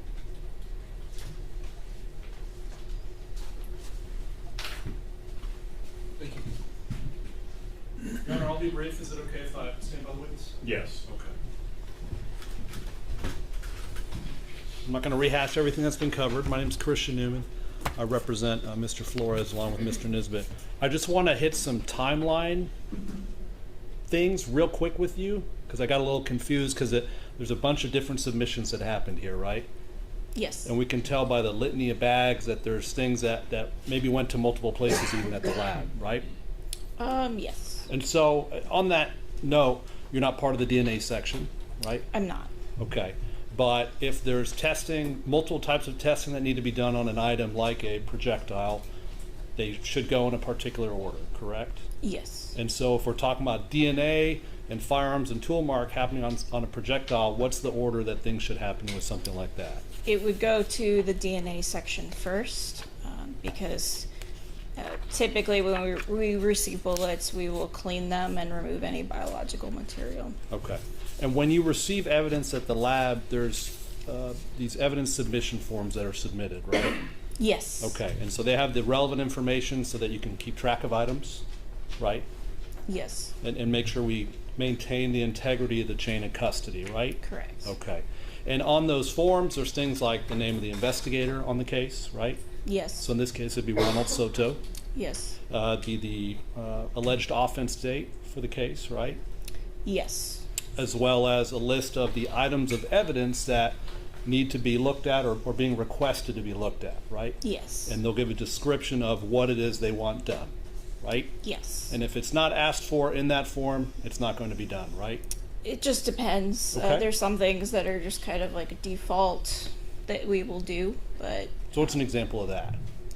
well, like if it just mentioned a firearm but there was ammunition with it, and they didn't ask to examine the ammunition, we still just would examine it and still report it out because it was with the firearm. And that's standard practice. And so you'd expect that, and you could maybe assume, well, they didn't quite specify, but we'll go ahead and do it anyway. Yes. Okay. And so let's talk about some of the dates. So we've heard that the arrest date was June 23rd of 2023. Is that the offense date that's on the evidence submission forms? Let me see if I can find mine. I have date of offense June 23rd, 2023. Okay. And so I don't want to deface states 184 here, so I'm going to use Post-its instead. And we'll put arrest date, June 23rd, 2023. And the first submission of those 16 shell casings, I think you told Mr. Goss that happened in July. Was it July 3rd of 2023? Let's see. So the cartridge cases and the 3 firearms came in July 3rd, 2023 to the laboratory. Okay. And so that's the first submission to the laboratory, right? Yes. Okay. And then the next submission, there's an individual projectile that comes in. Was that September 5th of 2023? Yes. So the medical examiner bullet came in from San Antonio Police Department on that date. Okay. And then I think you testified that your first report you completed on September 14th, 2023. Yes. Okay. All right. Put that here. And of course, the report will only contain findings for items that have been sent to you and you've been asked to examine, right? Yes, or if it's items that are packaged with the other items. Right. Yes. Okay.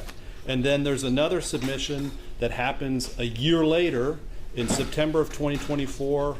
Was that the 4 new fragments of suspected projectiles? Yes, the 4 fired bullets. Let's see if I have the submission form. Well, the date is also on my report that they came into the laboratory on September 12th, 2024. Okay. So we have our third submission of evidence in this case. And then your second report in this case was September 17th of 2024? Yes. Okay. And like you said, pretty fast turnaround for the lab, but of course, very important case from the prosecuting authorities. Yes, perspective at least, I right? believe we were asked to expedite that. And your agency, the lab, will try to accommodate that when the DA's office asks for that. It's reasonable, right? Yes. And you work in collaboration with other sections over at the lab, right? At times, we will need to communicate, yes. Especially when we're talking about projectiles and fragments that may need both DNA and firearms testing, right? Yes. And did you interact with Garen Foster in the DNA section in this case? Yes. Okay. But there was not any DNA testing talk until September of 2024 in this case, was there? That I don't know. I mean, as far as you know. As far as I know, no. Okay. And so if there's email traffic about it, to your knowledge, you're learning about that for the first time in 2024 because you need to know whether you can do testing on projectiles so as not to compromise the integrity of any potential DNA evidence, right? Correct. So typically, if the request had testing for bullets, that would be sorted and sent for DNA analysis first, if that was something that the investigators requested. Okay. And so, and you're aware that some of these projectiles, or at least one of them, you know, the DA's office had to pull teeth to get someone to go and pull it out of a wall. It's part of the communication you have with the DA's office, right? I don't know all those details. Okay. Well, let me show you something here. As part of the discovery information that your agency compiles for the DA's office as part of the case, you also turn over email traffic, right? Yes. And would seeing some emails that you were part of, just to refresh your memory, help you see if you remember something like that? Yes, it would. Okay. So if you can look here and see if you remember any discussion of teeth pulling to try and go get some evidence a year and a half later.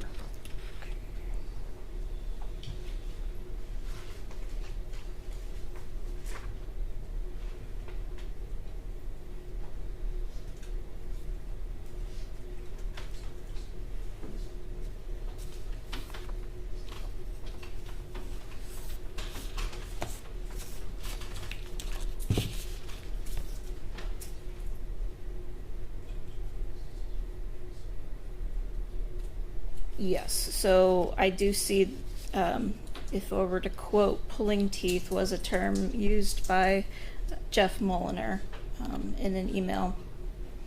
And he was one of the prosecutors on this case at one time? Yes. Okay. And I want to shift gears very quickly, and then I'll be done. You mentioned, I think, something, is it called distance to fire testing?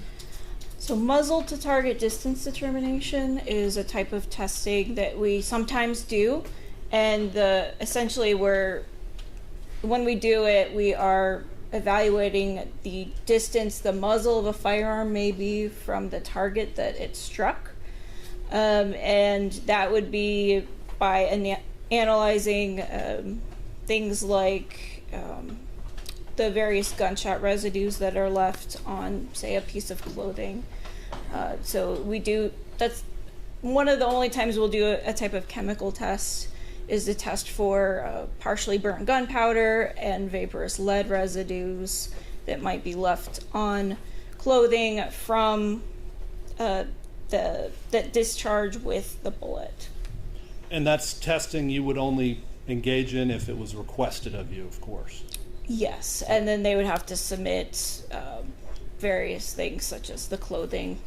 They being the investigators in the case, the agency. Yes, the agencies. And so, to be clear, in this case, on this first submission here in July of 2023, no request for that distance testing, right? Correct. And then in September of 2023, when the next evidence submission happens for the firearms section, no request for testing on distance either, right? Correct. And then the third submission in September of 2024, another year later, likewise no request for that distance testing. Correct. Okay. Thank you so much for your time. I appreciate it. I'll pass the witness. And this witness be excused? Yes, you're excused.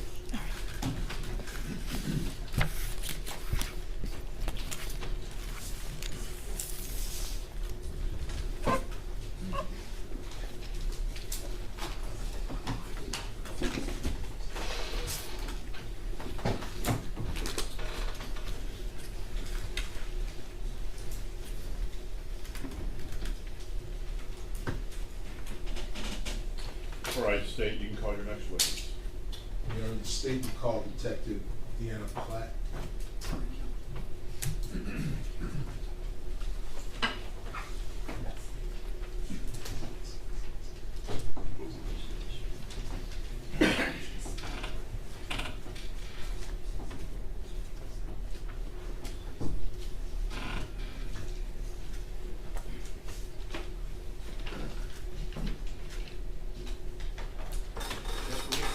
Yes, yes. Here comes Mr. Goss.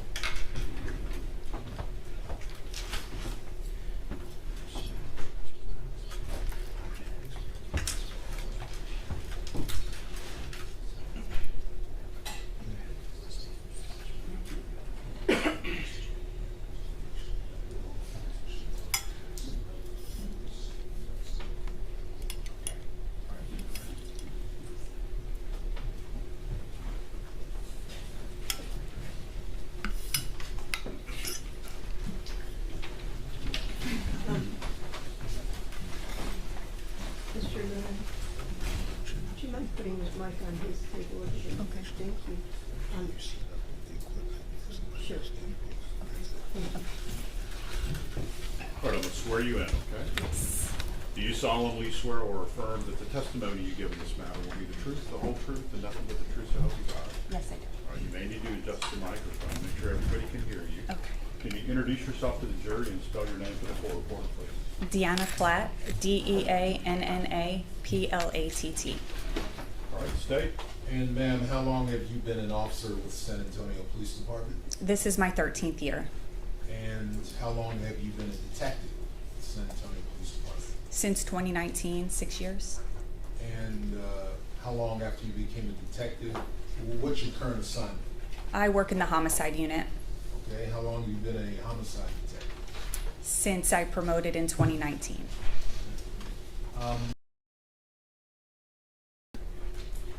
Approximately how many homicides have you been the primary lead investigator on since you've been in homicide? About 10 to 12 a year, so maybe 40 cases.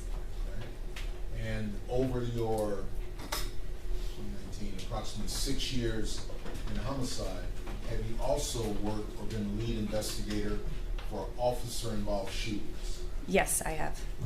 If you could please explain to the jury just some of the steps when a, lack of a better word, conventional homicide case comes in and you get assigned to it. How is that assignment made? How do you work it up?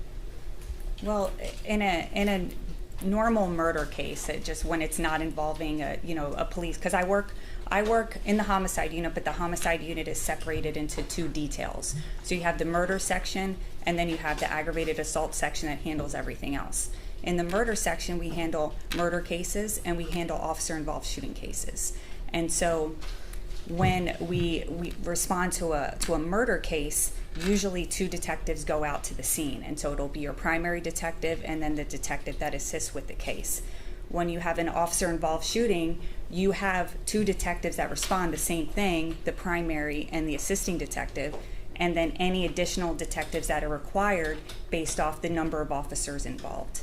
So sometimes it could be, no additional officers called in, or several more detectives called in to assist with the case. And were you working in that capacity for an officer-involved shooting that occurred on June 23rd of 2023? For that case in particular, I was not a lead detective or an assisting detective. I was one of the additional detectives that was called in to assist with the case. Okay. And what were your specific duties when you got called in for this case? The supervisor asked for me to respond to headquarters, so I never went to the crime scene. They asked me to go to headquarters and set up rooms and wait for officers and detectives to arrive there. Okay. Did you have any specific duties involving this case in June 23rd, 2023?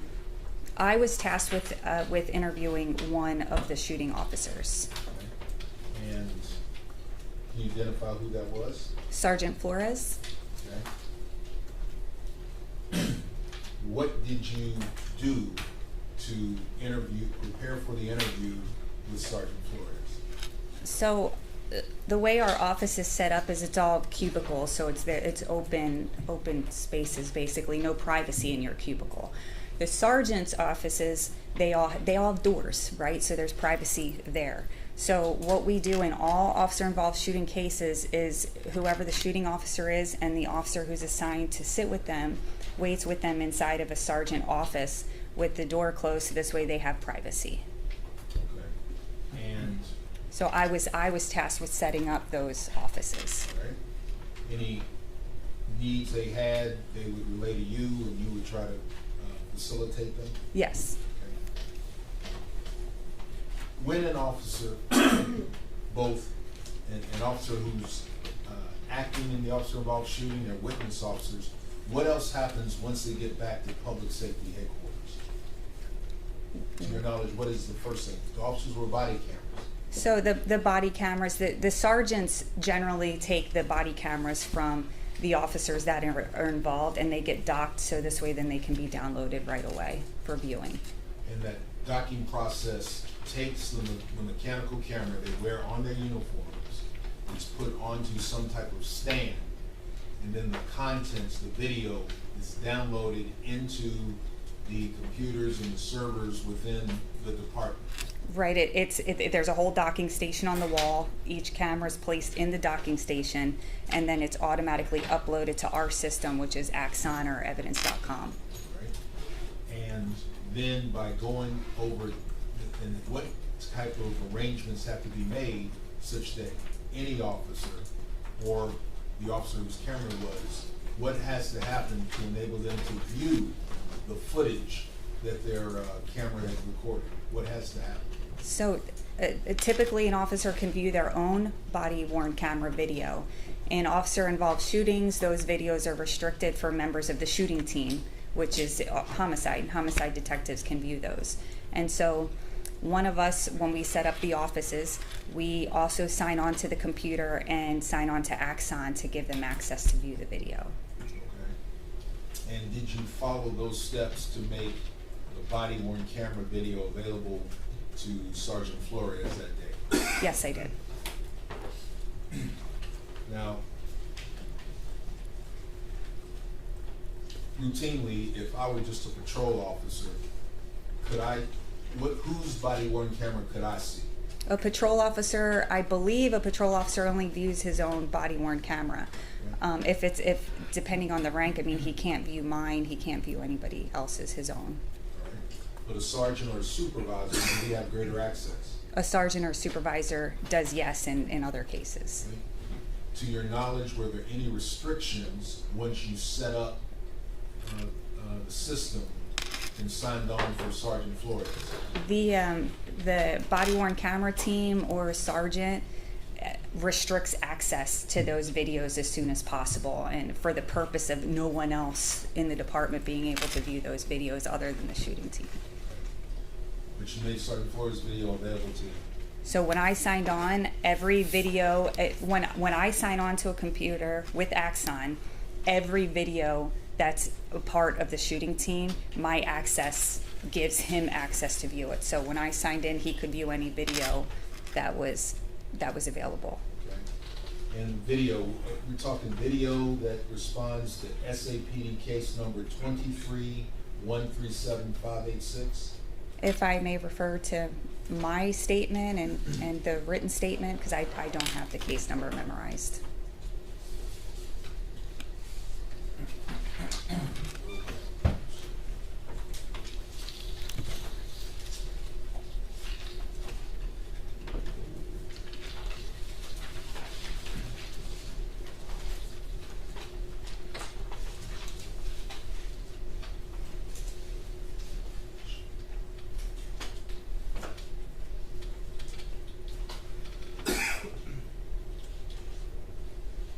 Approach the witness, Sharon? Yes.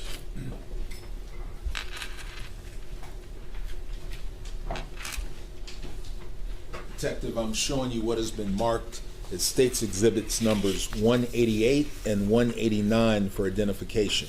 Do you recognize States 188 for identification? Yes, that is my investigative supplement. Okay, and what is 189 for identification? This is Sergeant Flores' written statement. And do both 188 and 189 for identification appear to be complete and accurate to the best of your recollection? Yes, they do. Please feel free to use those as you need to support, to refresh your memory and support your testimony. Verbiage, I forgot my last question. The case number was 23137586. Okay. What was your role in taking, first off, did Sergeant Flores give you a statement? Yes, he did give a statement. Tell me how the statement came about. Did you sign on to Axon and you watched it together? What happened? So in this case and with every other officer involved case that I've worked, I sign on to Axon. I put the video first of all, the officer's personal body camera video. I put that on the screen for them to view. I walk out of the room so that they can view the video as many times as they want to, as slowly as they want to, whatever they need. They view the video in privacy. And how do you know when to go in to start assisting and taking the statement? They let me know when they're ready, and they will also let me know if they need me to navigate through Axon, because officers typically don't know how to navigate through to view someone else's body camera. So they will come get me to ask to see a video from a different angle. All right. Did you get called in to assist with any navigation at all? No. So when the first time you were called in or notified, is that when you started to prepare or take down the statement? From what I remember, yes. The first time they called me in there, yes. So when you went in, please tell the jury, what was the process, what steps did you follow? Well, like I said, with all officer-involved cases, I do the same thing. I explain to the officer that this statement, it is their written statement. The only thing that I'm doing is I'm typing it. And so it's all in their words. I do not ask many questions other than and then, and explain to them, speak as slow as I can type, and stop, and then, so that's typical. They'll say something, and then when I'm finished, and then. And the clarifying questions that I usually will ask is maybe, where were you standing, or how was something pointed, or the gun pointed, or maybe distance. But we go through it extremely slowly to get as much detail as possible. And so you followed that process on this occasion? Yes. Had you yourself seen any video related to this case when you were taking Sergeant Flores' statement? I didn't view any video in this case.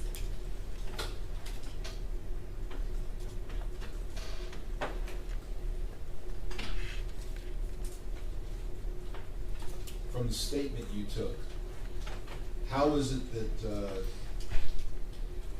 that Sergeant Flores came to be at the scene where the officer-involved shooting took place? What brought him there? Well, I'll refer to my statement, or to his typed statement. So he said in his typed statement that Officer Salinas called him to inform him that other officers were going to attempt to make an arrest due to a felony amount of criminal mischief. Okay. I'm going to object to this until the statement is introduced into evidence. And if they want to introduce the evidence, his statement, signed statement into evidence, we don't have an objection to it, but to ask questions about it, that is hearsay at this point. Response?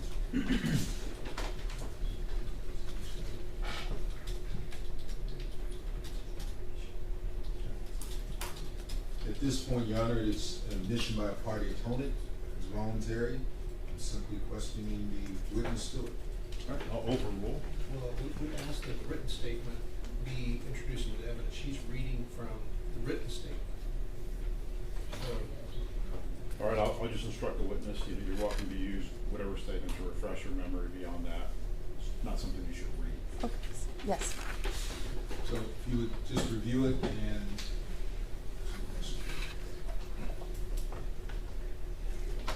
and we would ask under the rule of optional completeness that the written statement be introduced at this time, since they've alluded to the written statement and its actual statement. So under the rule of optional completeness, the written statement should be introduced.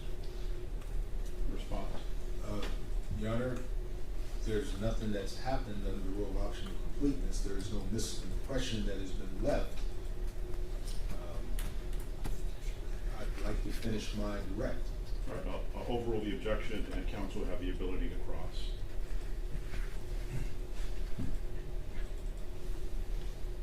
You were saying that. Okay, so per his statement, without reading from the statement, he said that Officer Salinas had called him and told him of a felony criminal mischief that had occurred, and that they wanted to make an arrest, and he responded to the scene. Right. And from what you can recall from Sergeant Flores' statement, were they able to make that arrest, or did something else happen?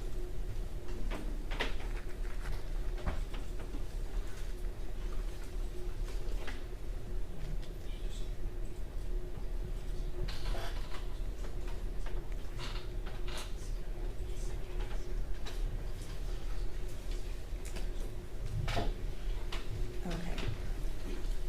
And so, just to be clear, Judge, I want to note for the record that the witness looked at her written statement and that there was a hesitation of 15 seconds or more. And I think that under Rule 106, text rule of evidence, that it's incumbent that the court permit us to introduce his statement at this time. There's no requirement that the statement or the testimony be unimpeached or vagueness or whatever the case. It says if the party introduces all or part of the writing or recorded statement, that adverse party may introduce at that time any other part or any other writing or recorded statement that in fairness ought to be considered at the same time. And since she's hesitating about what she remembers, I think fairness requires the written statement to be introduced. Usually they want the statement in, we want it in, so I don't know why they're stopping us from saying, get the statement in. No one's afraid of it over here. Why don't we just enter it into evidence, and then she can just talk from whatever's in evidence? Or we can do it on cross, either one. Sorry. Just, counsel is laid. My understanding, I'm only asking her what she recalls, what she witnessed. But in the interest of expediency, Judge, I would have states 182. Thank you. Yeah, states 189. This is a full, complete, accurate copy of the statement of Sergeant Flores you took on June 23rd, 2023. it is. Tender states 189 for identification to the defense for inspection. Move to introduce 189 in evidence. No objection from defendant Eleazar. No objection. No objection, Judge. All right, it's admitted.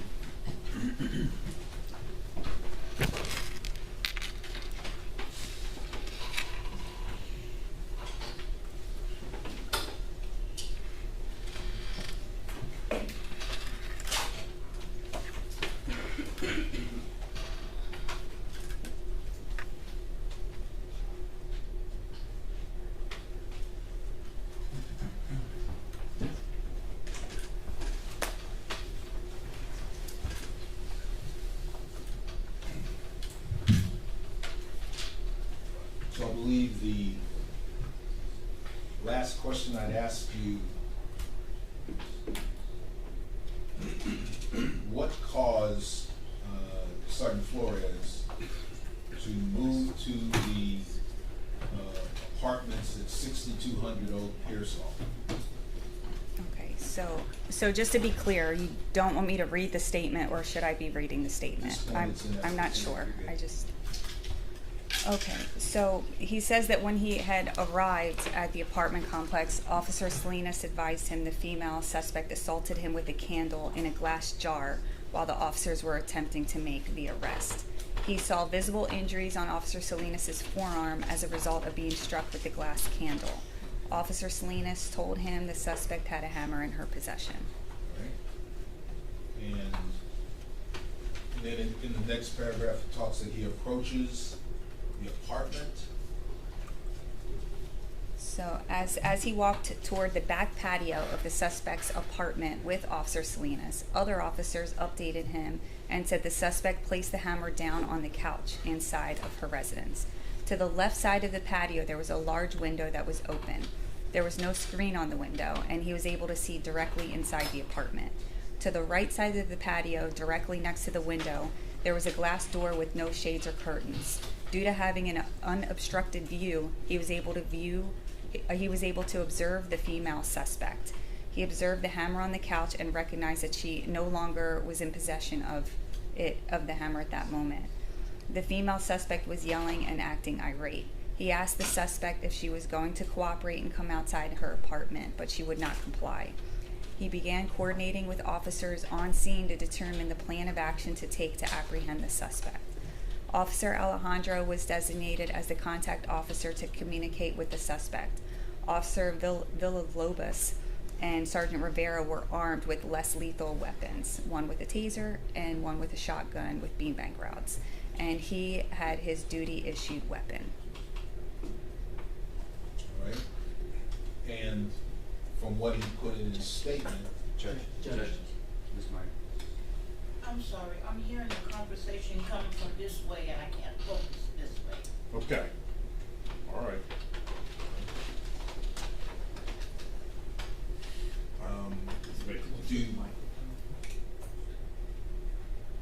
If you can get a little closer to the mic, ma'am, if you don't mind.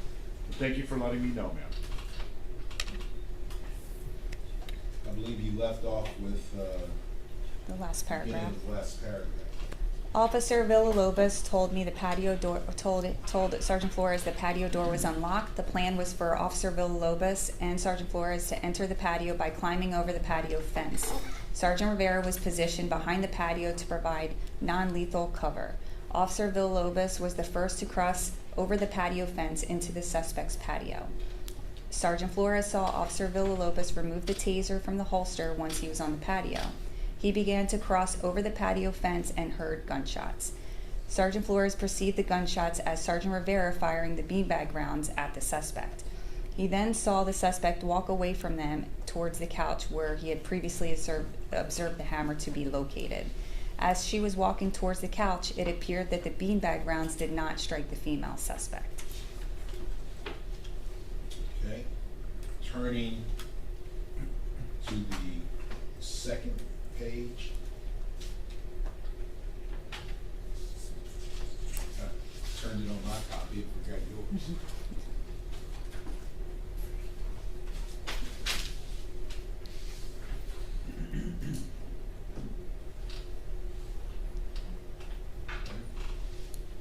The female suspect was yelling, but he did not recall what she said. The suspect turned around and rapidly walked towards them. She had a hammer in her right hand raised in the air above her head as if she was going to attack them. The hammer that she was holding appeared much larger than a standard size hammer, as the tail of the hammer was longer than normal. As she rushed towards them with the hammer raised above her head, he believed the suspect was going to attack them with the hammer. Judge, I'm going to object to this witness misreading the statement. She's putting everything in third person, and that diminishes that Sergeant Flores is saying in first person what he perceived the fear to be. I would ask that the jury be instructed that this witness has misread the testimony, the written statement, and that it should be read in the first person, so that way the jurors understand Alfred Flores' actual fear. If the state is allowed to get away with this, then we're not presenting the full picture of the actual fear. Your Honor, I note that the written statement itself has been published to the jury, who can also read it along with the witness's words. The jurors can infer, can read and see for themselves Defendant Flores' fear, etc. But I object to the fact that the witness is deliberately misstating the record, and counsel is permitting it to happen and sponsoring the misstatement of evidence. All right, so just for the benefit of the record, the jurors do have individual screens where this document is being displayed, and so they're able to read along with this witness. I'll overrule the objection. Do you want me to read in first person from here on out? You can just answer whatever questions the state is asking you. Okay. I don't remember exactly where I left off, but as she rushed towards us with the hammer raised above her head, I believed the suspect was going to attack us with the hammer. I unholstered my duty weapon and discharged it in the direction of the suspect, as I feared for the life and safety of myself and the other officers. I gave the female suspect commands to back up as she rapidly walked towards us with the hammer raised above her head. I observed the suspect fall near the patio door inside of the apartment. Officers assessed the suspect for injuries and began performing life-saving measures. Officers requested EMS to the scene. I was sequestered from other officers and I was transported to the homicide office by Officer Rubio, West Patrol Dog Watch, WPC, to provide a statement. When I arrived at headquarters, CSI conducted a GSR test on me and downloaded my ammunition. I consulted with Cleat Attorney Longoria and then spoke with Detective Platt about the incident. Everything I have said to Detective Platt, Detective D. Platt, badge 2026, is the truth, and I have read my statement and it is correct. I was not promised anything for my statement, and I have given this statement freely and voluntarily. This statement occurred in San Antonio, Texas. San Antonio, Bexar County, Texas. Now, and from the document, approximately what time did Defendant Flores give you his written statement? On the document, it says 8:35 a.m. January 23rd. That's in the header. And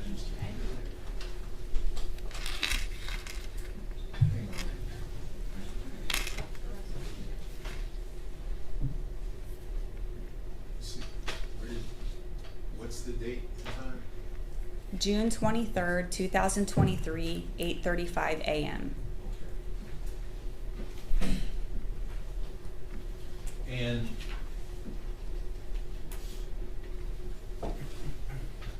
prior to his calling you back in, said he was ready to give a statement, did he ask for any breaks, any counseling, any emotional support? I don't remember if he asked for any breaks. Did he appear to be calm and focused as he was dictating to you what you typed? Yes.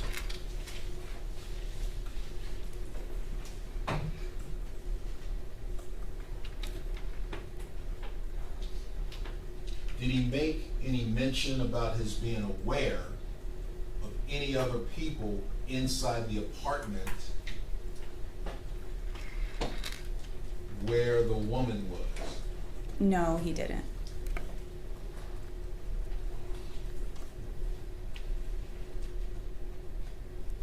Did he make any mention about talking to the facilities manager for the apartment complex and asking him for a key to the apartment? No, he didn't. Did he make any mention about talking to the facility manager? Judge, this is, I'm sorry, Carol, this is leading, I mean, you can ask her open-ended questions, he leading, ask her what he told her, and he said what he said, didn't say what he didn't say, Judge. I'll sustain. All right.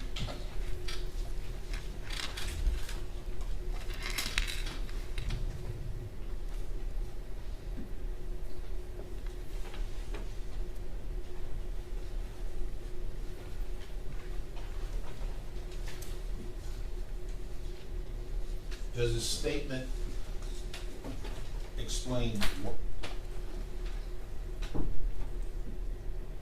from reading the statement, do you know why he decided to go in at the time he went in? Object to speculation, Judge. I asked him. Overall. From reviewing states 189, does it indicate why Sergeant Flores decided to execute what he did? Can I look at the statement and not read it out loud? Surely.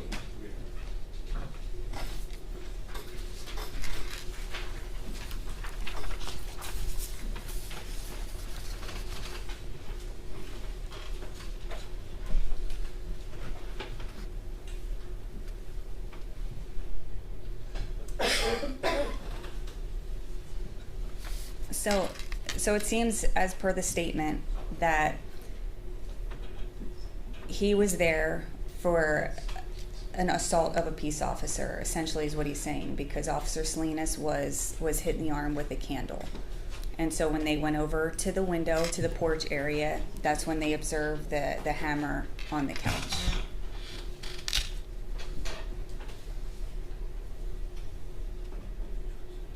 Does he indicate how long he'd been on the ground before he executed his plan? No.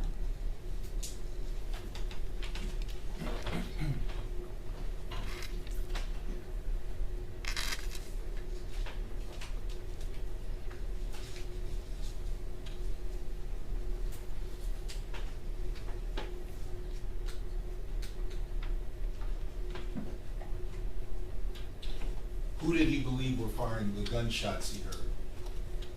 He said Sergeant Rivera.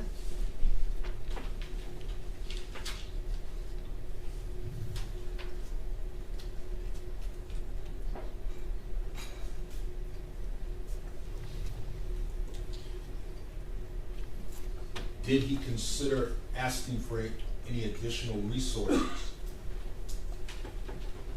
Objection, vagueness. I'll sustain. Did he consider asking for officers from the mental health unit? Not that was typed in. I'll sustain the leading. Did he say that he considered asking for officers from the mental health unit? No, he It's the didn't. same objection, Judge. She doesn't know, obviously. I mean, he's leading the witness. He's asked her what did he say and who did he request, and she can answer. I've asked if he said it in his statement, Your Honor. Well, you can ask it that way. Did he say in his statement that he considered bringing in officers from the mental health unit? No, he didn't. Did he say in his statement that he initiated communications with Night CID? That he did? Yes. No. Did he say in his statement that he directed anyone else to communicate with Night CID? No, he didn't.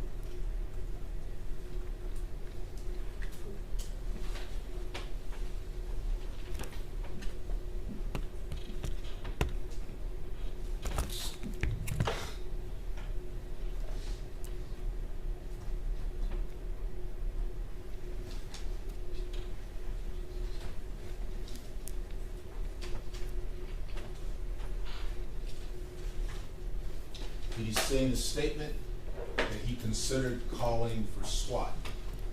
No, he didn't.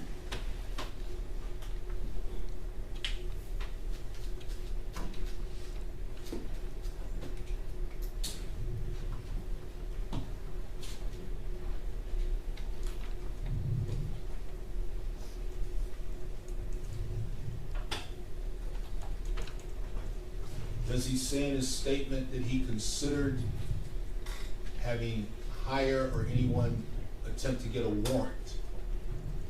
No, he didn't.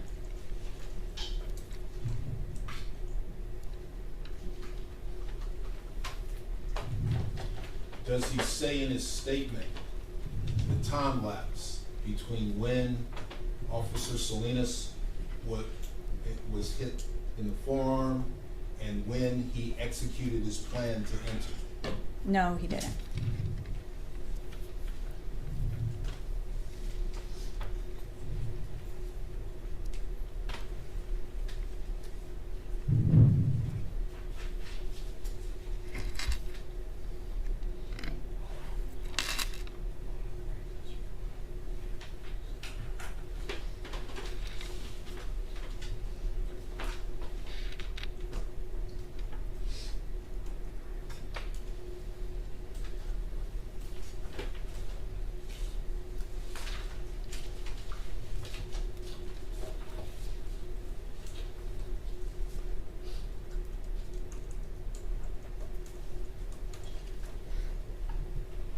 Was there a point in time you had to move out of the sergeant's office to other places in the homicide division to complete working with Sergeant Flores' statement?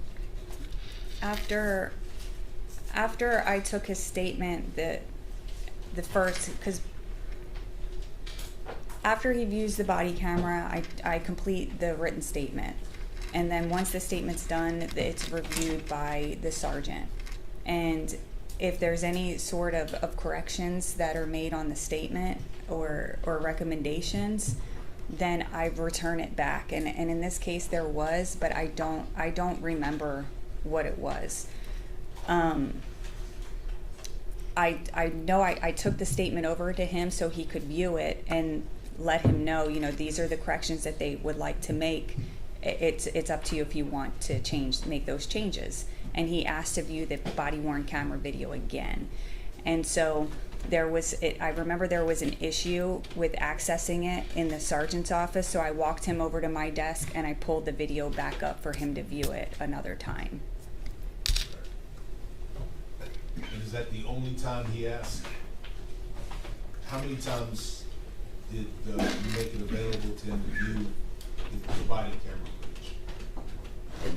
That was the second time. I don't know I don't remember the length of time that he had in the beginning to view it, because they can view it for 5 minutes or an hour, and it's as long as they would like to view the camera. So I don't know. We don't document the length of time in the beginning, and then he requested to see it again. And like I said, there was some sort of an issue, so he viewed it a second time.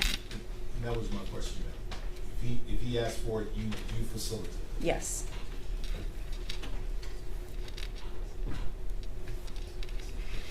And you have 189 in front of you? Yes, I do. Now, that time, 8:35 a.m., is that the time the statement was finished, or was that when it started? So the time is in the header, and that time is automatically inserted in there based on when you update the header. So it is not at the end of the statement. It is not when you save the statement. It's strictly update of the header. And I know that because this week I looked at it on a different case. So Do you recall, did you update the header when you went in to start the statement, or did you update it when you printed it off so it could be signed?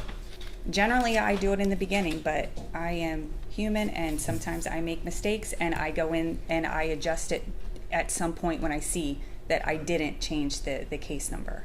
Right. So I don't know what time I finished it or started it. I just know that's the time that the header was adjusted. Okay, and you correct me if I misheard, but I heard you say generally, the general practice is you update the header when you start. Yes. And from your recollection, approximately how much time did Sergeant Flores have to view his camera before you went in to start the statement? Yeah, I have no idea.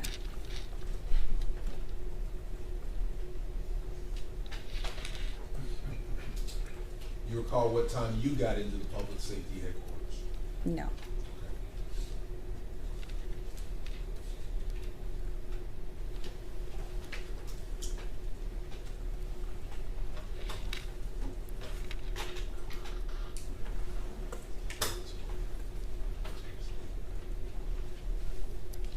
Aside from, what was your other involvement with this case? I interviewed another officer, a patrol officer, and I set up another interview, a sergeant's office for an interview room. Okay. Who's that other officer you took a statement from? Officer Neary.